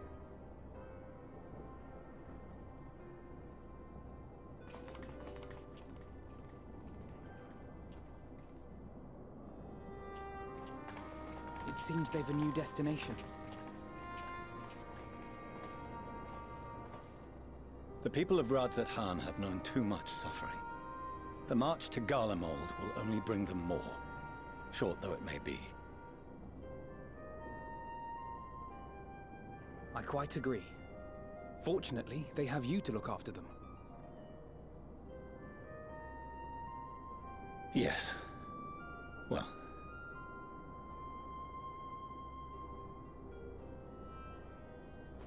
Behind you! Just there! Uh-oh.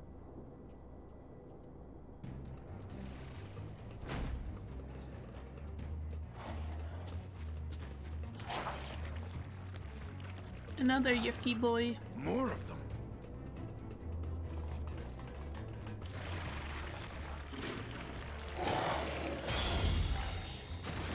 Oh.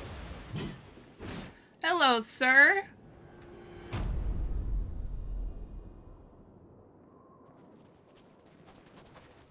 Xenos!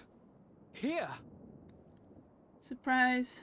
I bet you thought you'd You'll seen be the all last right. of me. Hurry to the airship.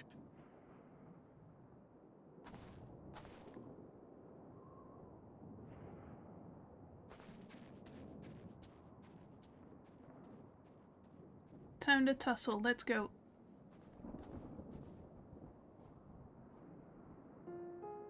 Why have you come? A heretofore unseen beast. 'Twas ripe for the slaying. Poor sport, alas. Unfit to temper my blade. Oh, for the love of... You cannot still be on about a rematch. That is, and has ever been, my sole concern.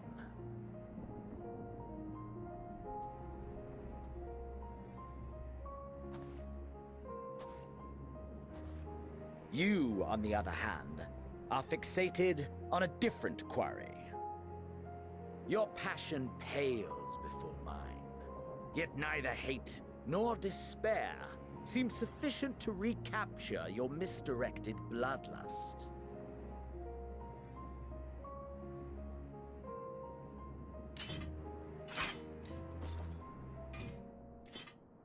So, I hone my blade, and I wait.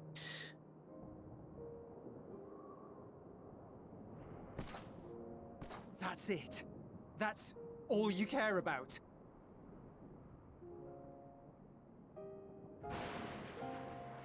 Nice lightning flash.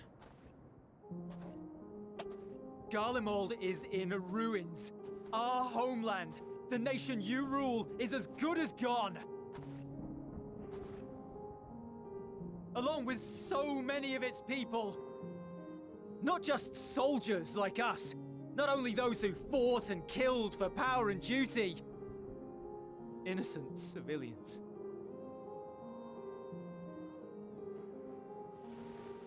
Murdered by their own flesh and blood. Lost and confused as they breathed their last. While we who survived with our lives and minds intact were left to freeze to death.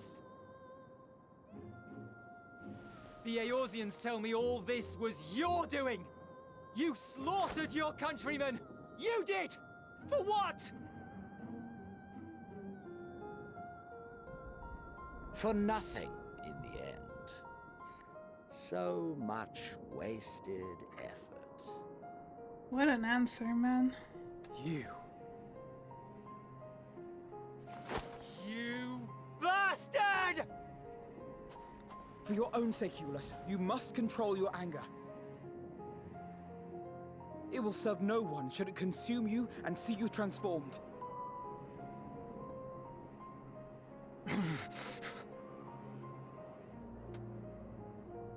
Absolutely.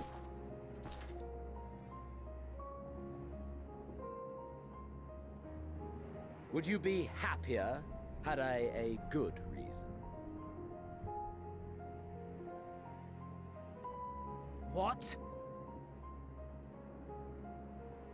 If my motives met with your approval, would you no longer resent the outcome? If so, then perhaps a beast's skin would suit you better. Duty, honor, morality. All constructs of convenience when put to proof. Surely the war taught you how easily power becomes the tool of the self-righteous. How the people's justice was merely a means to their ends?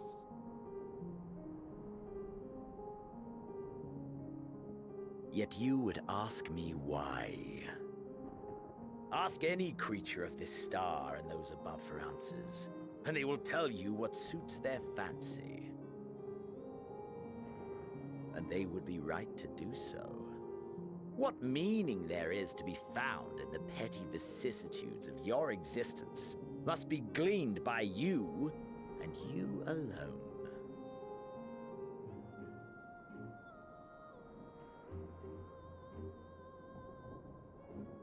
Should you seek it in battle in the fruitless pursuit of my demise, then come.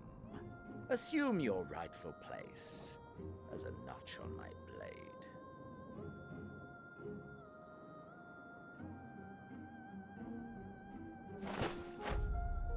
Wouldn't do that if I were you.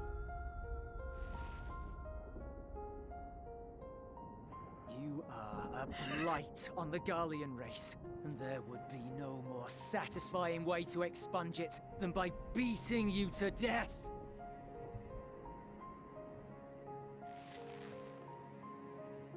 But I will not be party to another tragedy. I refuse to lose anyone else because of you. So go. Go! And may we never suffer your madness again!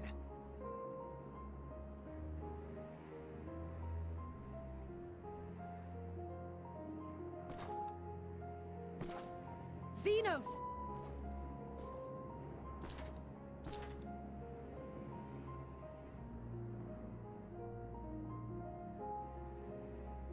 Perhaps you found meaning in living this way.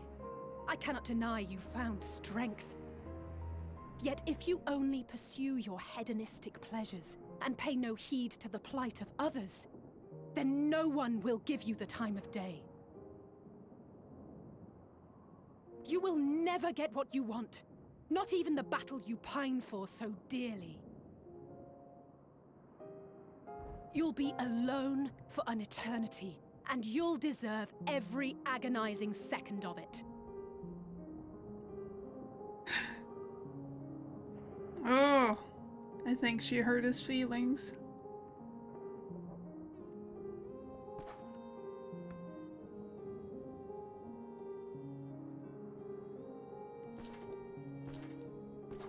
Just walk away, no reply. Bye, Xenos. Can you go away and bring Xenos back? I would rather be talking to him, honestly.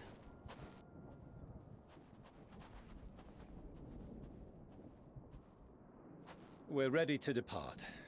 The refugee ships will be leaving shortly, but I've asked mine to remain for the time being.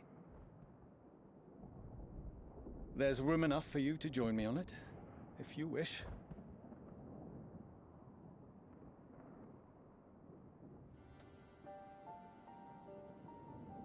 Do contain your surprise. I needn't agree with the Scion's methods or intentions to acknowledge that their deeds are deserving of gratitude. Shut up. We appreciate the offer. But might I ask why you are delaying your departure? I presume it is not solely for our benefit. I must visit Garlemald ere we return to Sharlayan. Having caused such an uproar, 'tis only meet that I explain myself to the Ilzabard contingent.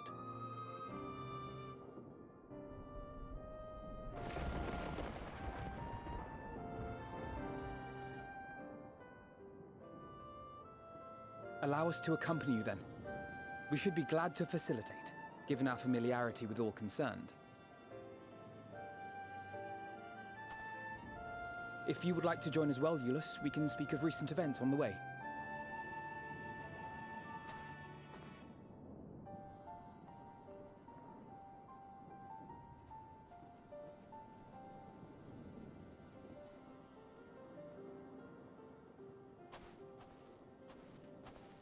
He'll be after your seat on the forum next.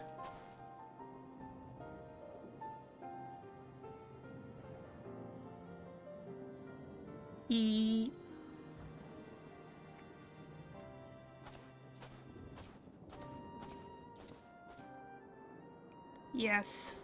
Kill. Kill.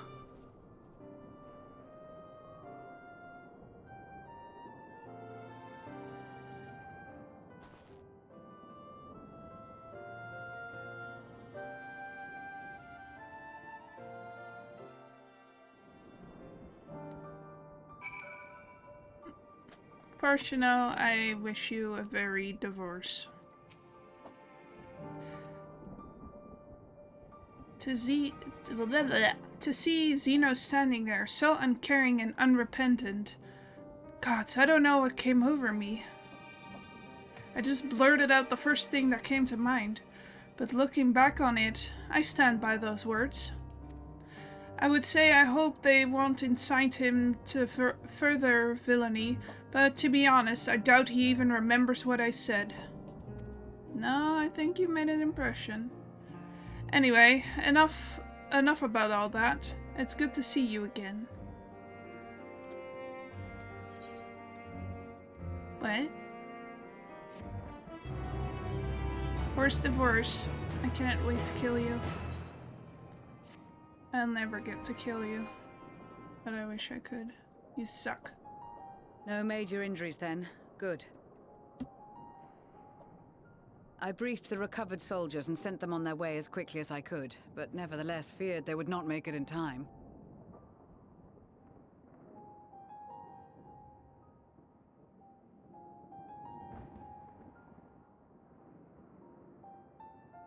The additional support was invaluable. Your men saved more than a few lives.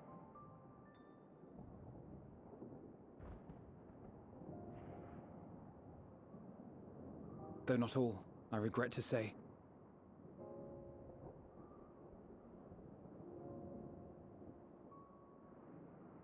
I take it that I'm addressing Lucia Junius. I'm the Forum's envoy, Fortuno Leveilleur. And you are owed an explanation for these most dire developments.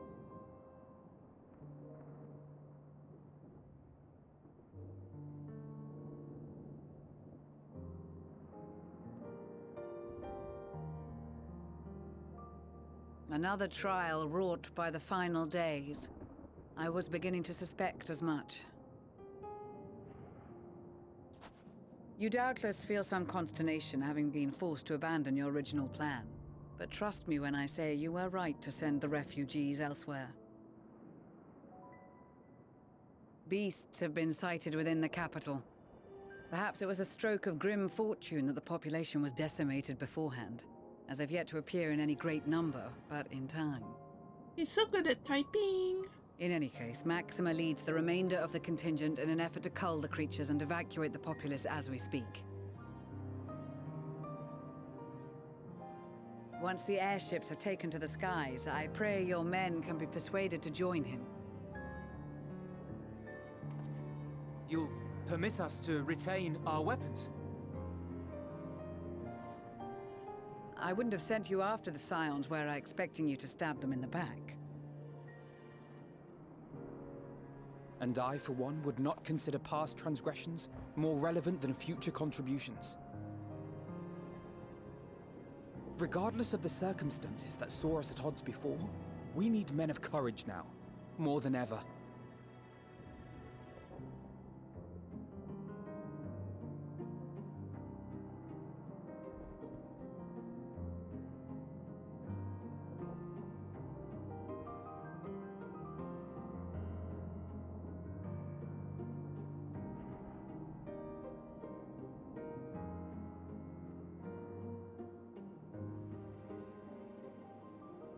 We swore to defend Garlemald, and so we shall.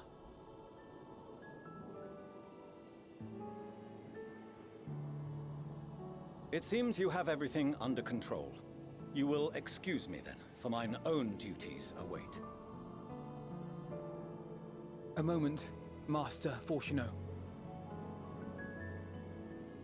You did desire to express your appreciation for services rendered, did you not?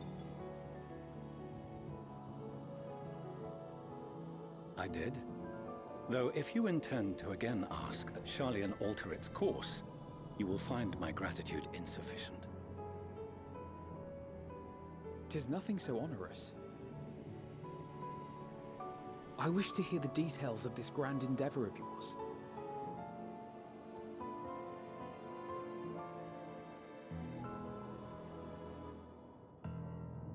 Do you swear to listen and to learn, and not to embark upon some scheme to impede us? I swear.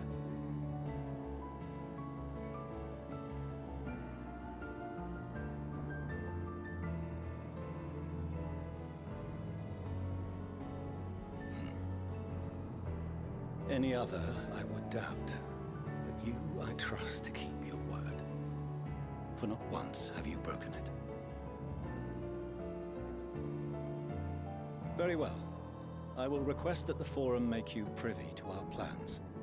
You may await our summons at the Baldessian Annex, assuming the decision is in your favor. Does that suffice? It does. You have my thanks.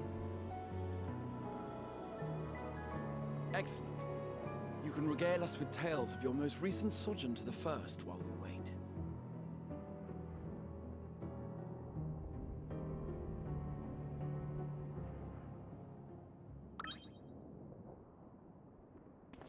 Did you hear something just now?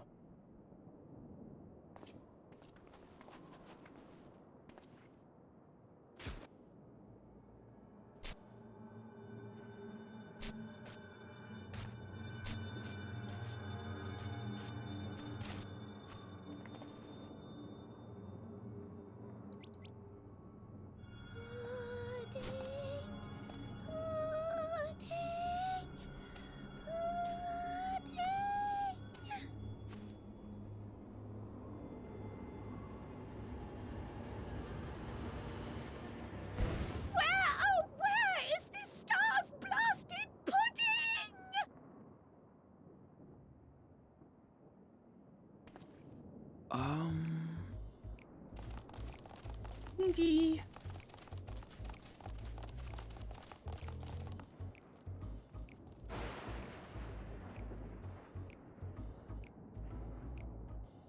Dawn may banish even the darkest night. Yay! And to this bitter clime bring warmth and comfort. I love you, I love you, I love you, I love you. 'Tis heartening to see such an assembly upon my return. I thought often of you whilst I looked down upon our star's brilliance from the moon above. Yes, but what are you doing here? And dressed like that? Aren't you cold? Verily, I fear for my health should I proceed to expound upon our purpose ere I procure more suitable garments. Mercury on man. Then allow me to summarize. We're here because none of you lot are up there. Nor has anyone deigned to send word about any changes in the plans. That's rude, is what it is. At least that's what I thought at first, but then folks got to wondering if you weren't in a spot of bother, so we decided to take matters into our own hands. Come down here and help, if our help be needed. So she says, but it's also something of a convenient excuse to visit Aetheris. Urianger made it sound absolutely marvelous. More so before the impending doom, but still. And it's not like there will ever be a better time. What with the aforementioned doom? Marvelous, they say, yet not an ounce of pudding to be found. I must suffer Urianger's inferior works no more. Hey! Maybe consider the plight of present company before you go blathering on about pudding and doom? Ahem. As I was saying, should you require any assistance with whatever, we are at your disposal. We were born from Hydaelyn's love for the lives of this star, so naturally we would much prefer to see them continue. Twiddling our thumbs up on the moon is hardly conducive to that, though, is it? Not when you've all got such precious thoughts and feelings and hopes for the future deserving of more active preservation. Speaking to Urianger made us realize that while we've carried out our duties to the letter, we've failed to fulfill them in spirit. From there, it was just a hop, skip, and a jump towards resolving to do better.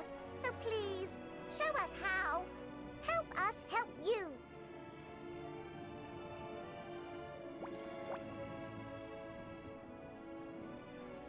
Forgive me, but are they... Thy distant collaborators, indeed. Hail, fellow, well met. You'd be a member of the Forum, would you? It's an honor and a pleasure to meet you at last. I'm Livingway, Hydaelyn's right paw. That last bit is very important, as am I, if I may humbly say so myself. I, bid you welcome to our star, Livingway. On behalf of the Forum, I thank you for traveling such a distance to meet us. As you have surmised, preparations for the Exodus have not proceeded as smoothly as we had hoped. I should be happy to personally escort you to our headquarters in Charlian, where you may advise us as you deem fit.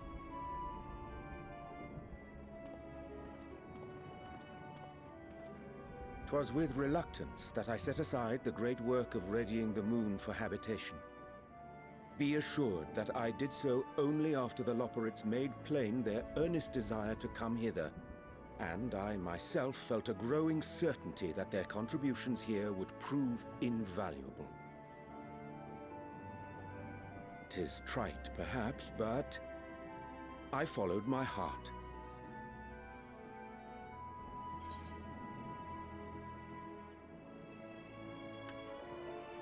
May thy disciples banish this darkest of nights.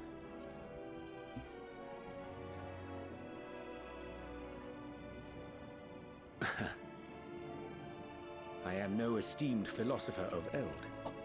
Nevertheless, 'tis my hope that what little knowledge I shared shall serve them well, and perchance help save us all. Wilt thou attend us at the Forum and lend thine own wisdom?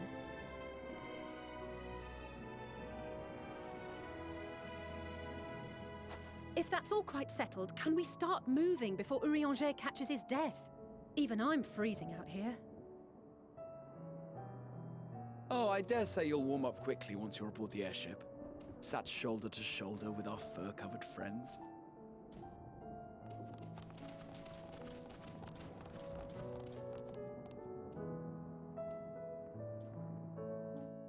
Bunny weapons.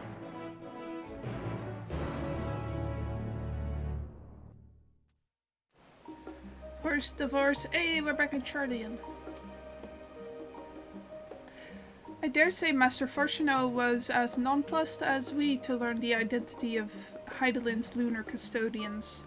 As he will soon discover, they have much and more to offer the Forum. Might I suggest we return to the Annex forthwith? We may yet have time to discuss thy recent adventures ere we are summoned to the rostra. Bokite.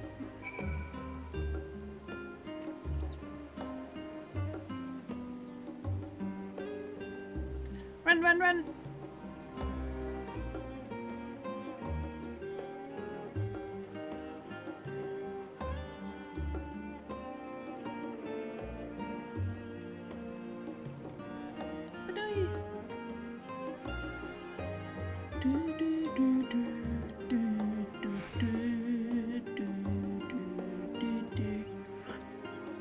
Why is it always bad weather when I'm in Charlotte?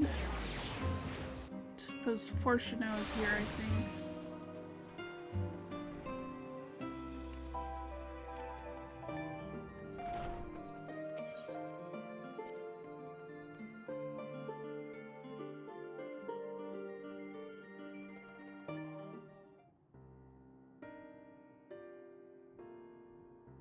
Tancred! Ishtola!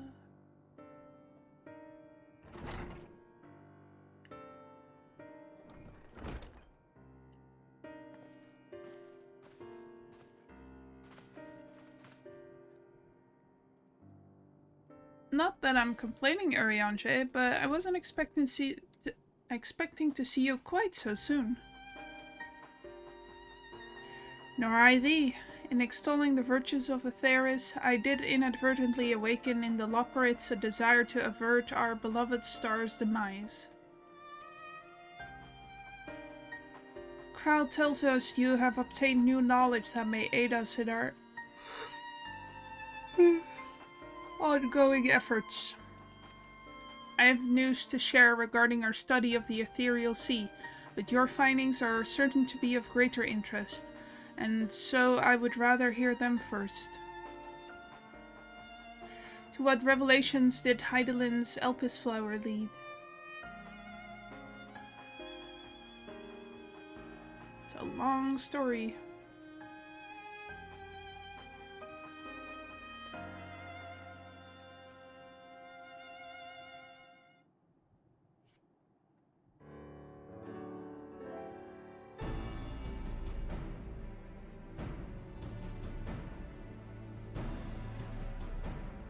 Then this dynamis is what drives the final days.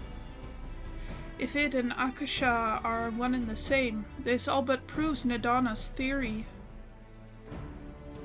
We're an entity through sheer force of emotion to channel this vast, dormant reservoir into a raging river. Its power might surpass even that of ether. But if our star is so replete with ether, said entity would need to be outside its influence to effectively manipulate the dynamis of the great expanse. Meteon. Or rather, the sorrow and suffering of fallen civilizations that she has been hoarding for millennia. Untold anguish and fear and hatred, drawn from every corner of the universe, all for a single purpose, the destruction of Atheris. Then our foe is no longer some unknowable calamity. We have but one aim, to defeat Meteon. You make it sound so simple, but you're not wrong. Vanquish Meteon and we deliver the world from the final days. But to even attempt it, there are two conditions. First, we must determine her location. Before Meteon escaped, an enchantment was placed upon her by Vena, the woman who would become Heidelin. The implications of temporal magics are not entirely understood, and so we cannot assume that our Heidelin and the Vena you met in Elpis are one and the same. Nevertheless, due to her intrinsic qualities as an all-powerful being, I'd wager that Heidelin possesses the knowledge we seek. Whether she would share that knowledge with us, however, remains to be seen. After all, she intends for us to flee Aetheris, not to stay.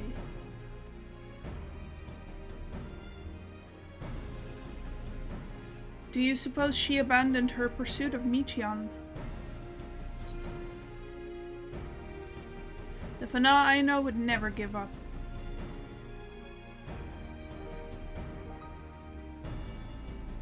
That's my impression too. Otherwise, she wouldn't have used me as a conduit for her will, or provided clues such as the Elpis flower. I believe she has been waiting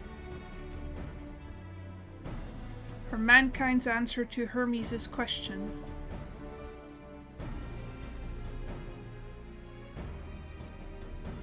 So, what's the second condition? We must find a means to reach Meteion. Naturally, our chosen method will depend entirely upon wheresoever she has made her nest.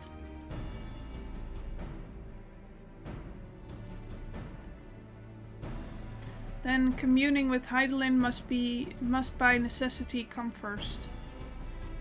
Did you and Master Matoya have any luck with your investigation into the Ethereal Sea? Sadly not. Though we enlisted the help of Arnvald and other Echo-blessed allies, we couldn't detect so much as a whisper from Hydaelyn, even from within the Antitower. Master Matoya is of the opinion that, in the years since abandoning it, the Forum has found some other method of receiving instructions from Hydaelyn. If so, it would most likely be some form of apparatus for observing the Ethereal Sea, built closer to home.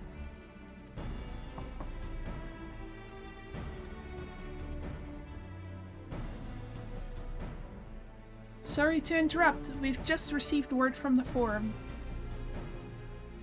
Your presence is required in the Rostra, where they intend to discuss the Great Exodus.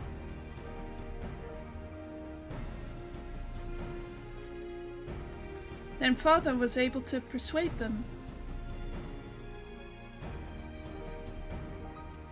They're finally taking us seriously. Let's hear what they have to say.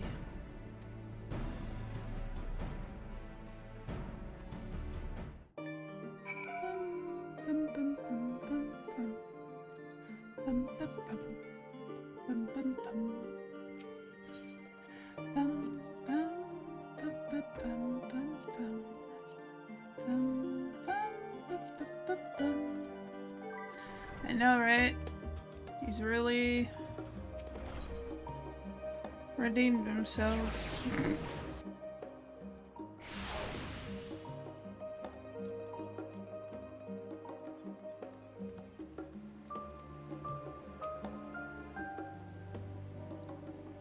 Yeah, sometimes I wonder if I'm like too harsh on him, but on the other hand, what the fuck? The Forum is in session, and as such the Rostra is closed to visitors.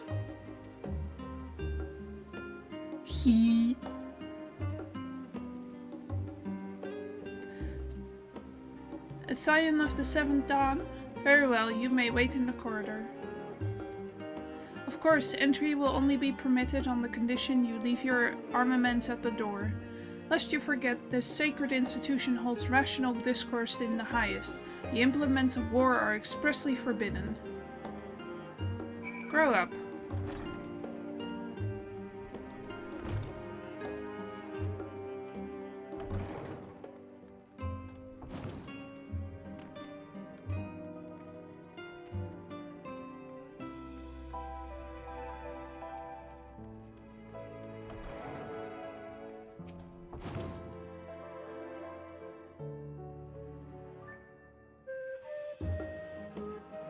A little vampire bat.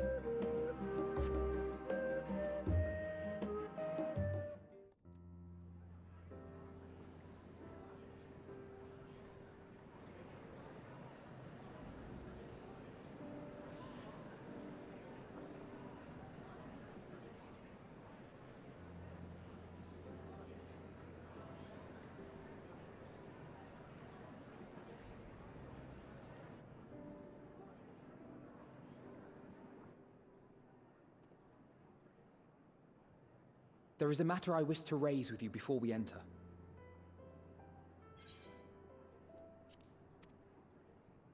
We are here to listen and to learn. But if the Forum's plans are more or less what I expect, then I should like to make a proposal that will serve our ends. By your leave, of course.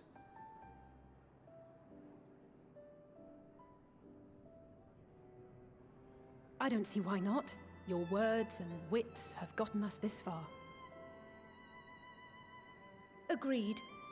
I will present our queries so that you may consider the most advantageous way to advance your proposal without distraction. Thank you, everyone. If I may have your attention, the ad hoc session will now commence. The purpose of today's assembly is to brief the Scions of the Seventh Dawn, at their request, on the Great Exodus. You may enter.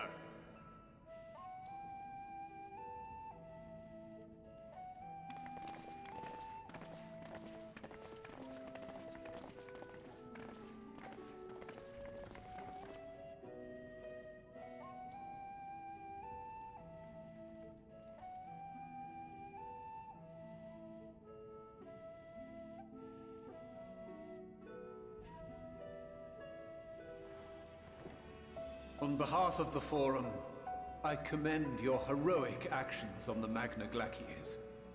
We shall not soon forget your service to us and the people of Radzat-Han.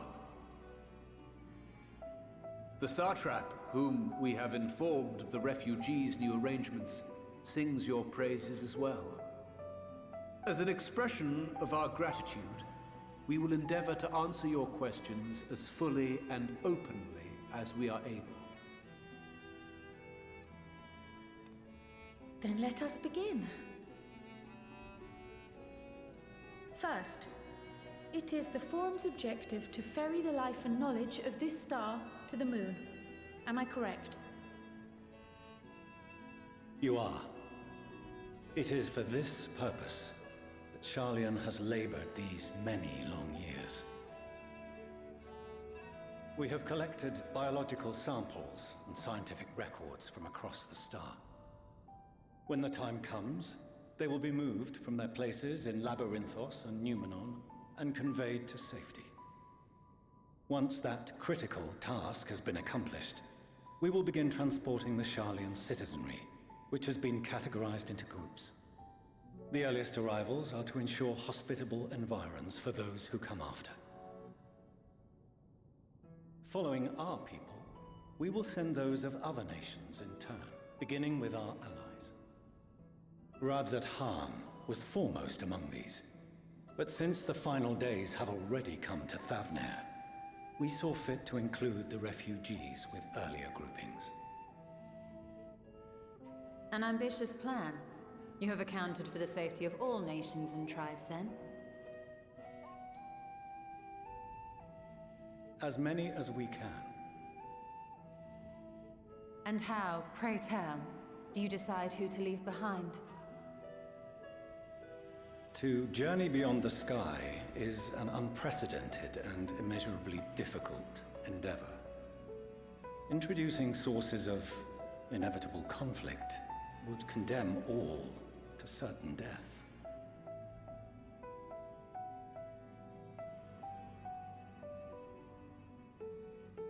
Questions as to the validity of that approach aside,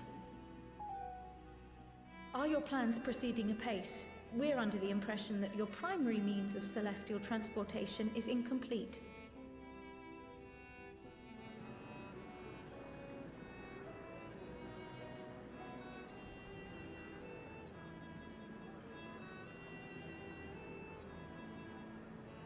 If only in that it does not meet our optimal parameters, that is correct. This Ark, as some have taken to calling it, is fully operational and could be launched even today. However, the final days have progressed more quickly than we anticipated. At present, the ship is incapable of attaining speeds sufficient to meet our evacuation targets. Should we put the vessel into service, as it is now, we will be unable to travel to the moon and back quickly enough to complete the necessary number of trips. Precious lives and knowledge will be lost. Seven hells. Is there anything to be done?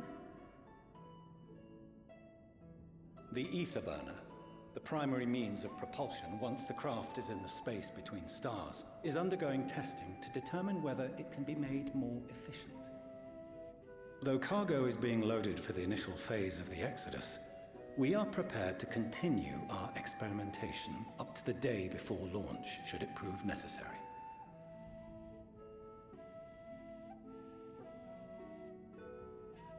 What if the Scions were to solve your problem?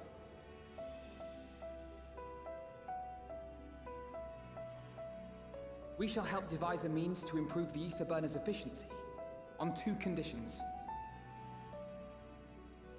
If we succeed, you must allow us to meet with Hydaelyn.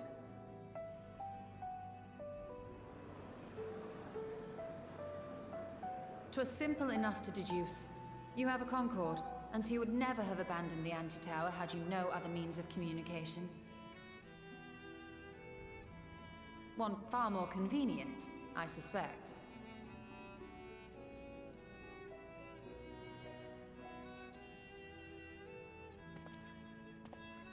The second condition, also to be met upon our success, is that we be permitted to propose another use for your Ark.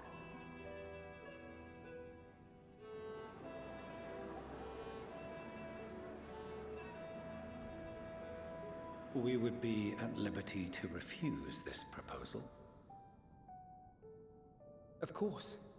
If we cannot prove its merit to the 99 here, who are we to stake on it the lives of all peoples of this star?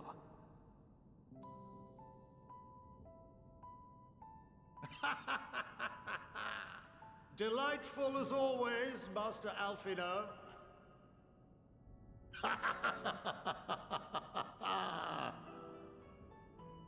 Oh, we couldn't have asked for a finer plan. Allow us to solve this complex engineering problem of which we were entirely unaware until moments ago. What could possibly go wrong? The satire writes itself.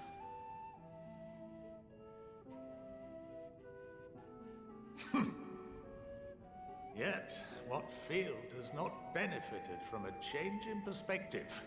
When we are at wit's end, what we need is not the same dry theories recited ad nauseam, but fresh inspiration.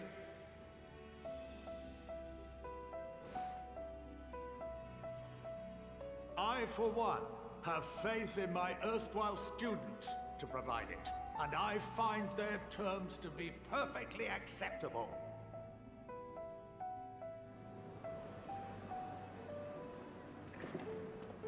Order! Order! We have no time to waste on debate. I call a vote. All in favor of agreeing to the Scion's terms?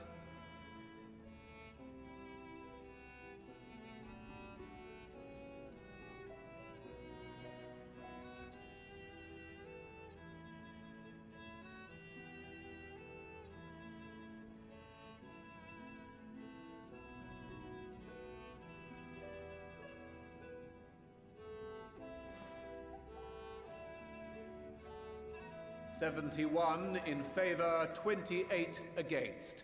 The ayes have it. Fortuneau, as the architect of this project, you are the best candidate to show them its current state. And bear in mind that regardless of your personal misgivings, this is the will of the Forum.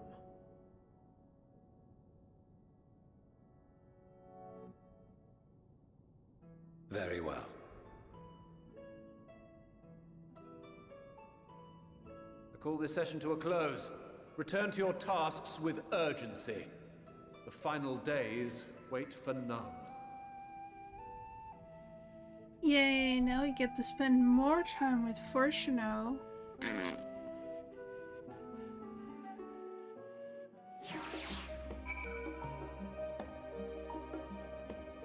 How are you on time for today, by the way? Do you wanna go long or just normal? Sorry about not letting the rest of you in on my plan. I was admittedly thinking on my feet for the most part. But since we require both a means of communing with Hydaelyn and reaching Meteon, in the spur of the moment I saw involving ourselves with the completion of the Ark as a way to work towards both objectives simultaneously. Sure, no problem. However, we must first keep our end of the bargain by solving the problem of the ether burner.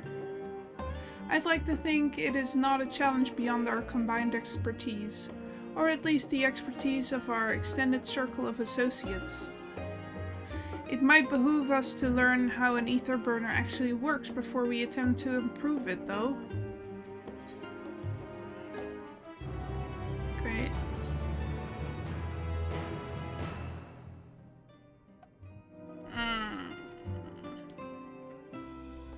Hold up. Let me just check something real quick.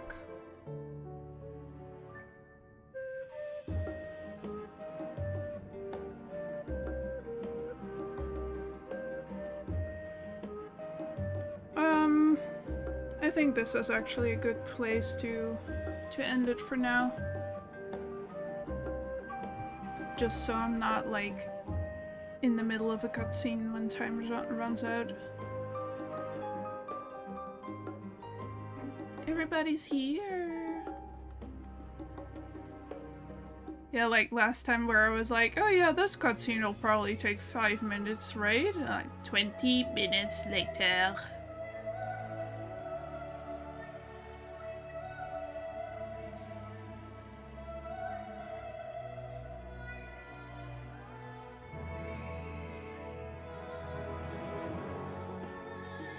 Yeah, good stream. Oh man. I just go to the stream ending screen. Yeah, man, what I wanted to talk about, that I forgot to talk about, but I could just talk about it now, is that, you know, I think the, like, cutscene we saw of, like, the final days actively going on, I think that was more of a, I guess, dramatization of it. Like, it didn't happen like that for realsies, because, you know, Vana was working together with a bunch of people, and they actively summoned Hydaelyn into her, at the cost of their own lives. But I still... yeah, it was metaphorical. But I still, like, when watching that scene, I think it's so sad because, you know, Hitler is... I feel like he is really, like, self-deprecating, and I feel like his reasoning for going to the, like, summoning of Zodiark instead of someone else would be like, oh yeah, well, I'm not that strong, so maybe if I don't, then someone strong like Emmett Selk or Azim or Vana will have to go in my stead, and I'd rather it be me, because we need them to save the world. And man, you're a good guy, Hitler Days. I really like you. Like, this is just my own interpretation, but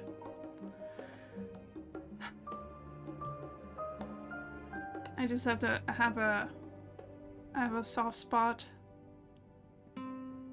for him. And he was a great help in Elpis.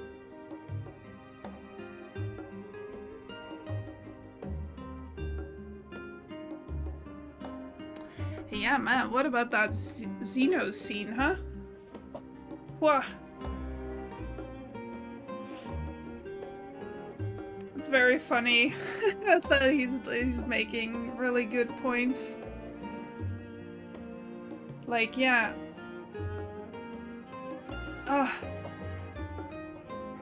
And I, like...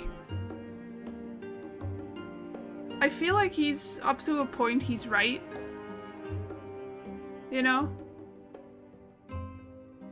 But he takes the wrong conclusion based off of those things. Like, yeah, when push comes to shove, people will just fucking murder each other if they have to survive, but that doesn't mean that you should just do that all your life, you know?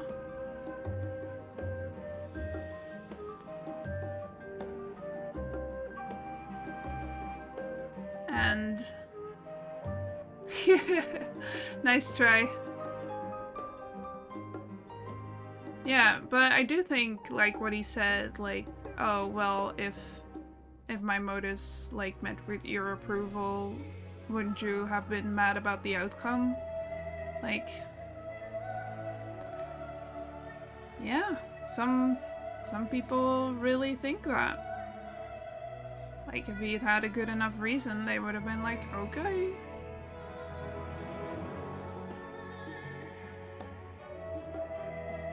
Something we see too often.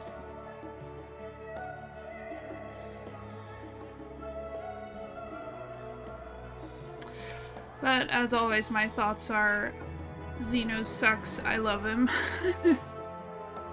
He's terrible, and he's my fave.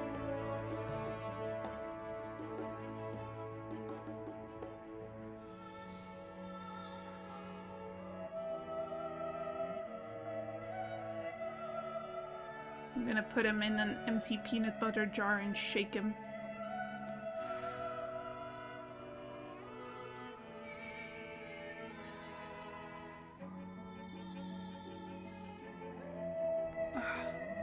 Alright. Enough waffle.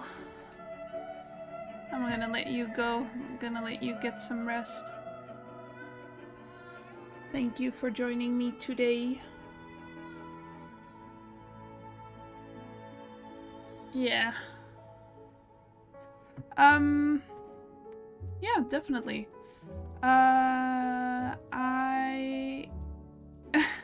Good stream, yeah, good nap. You're about to have a good nap, I hope.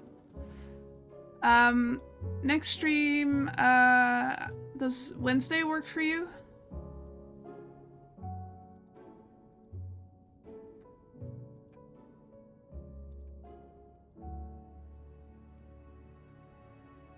Sure.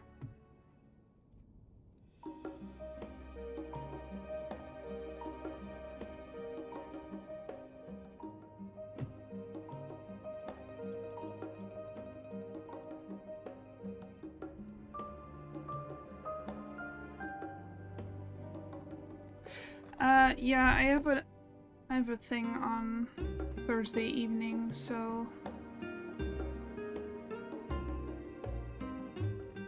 that's gonna be around stream time, so I don't think I would be able to make it on Thursday, but okay, yeah, that's no problem at all. Sure.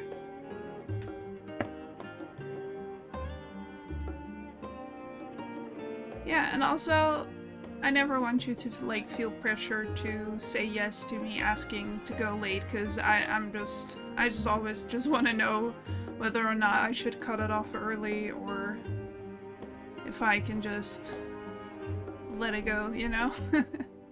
So, no problem at all. So yeah, let's set a date for Wednesday then. And you go have a little nap. And I will see you next time. You too. Goodbye, goodbye.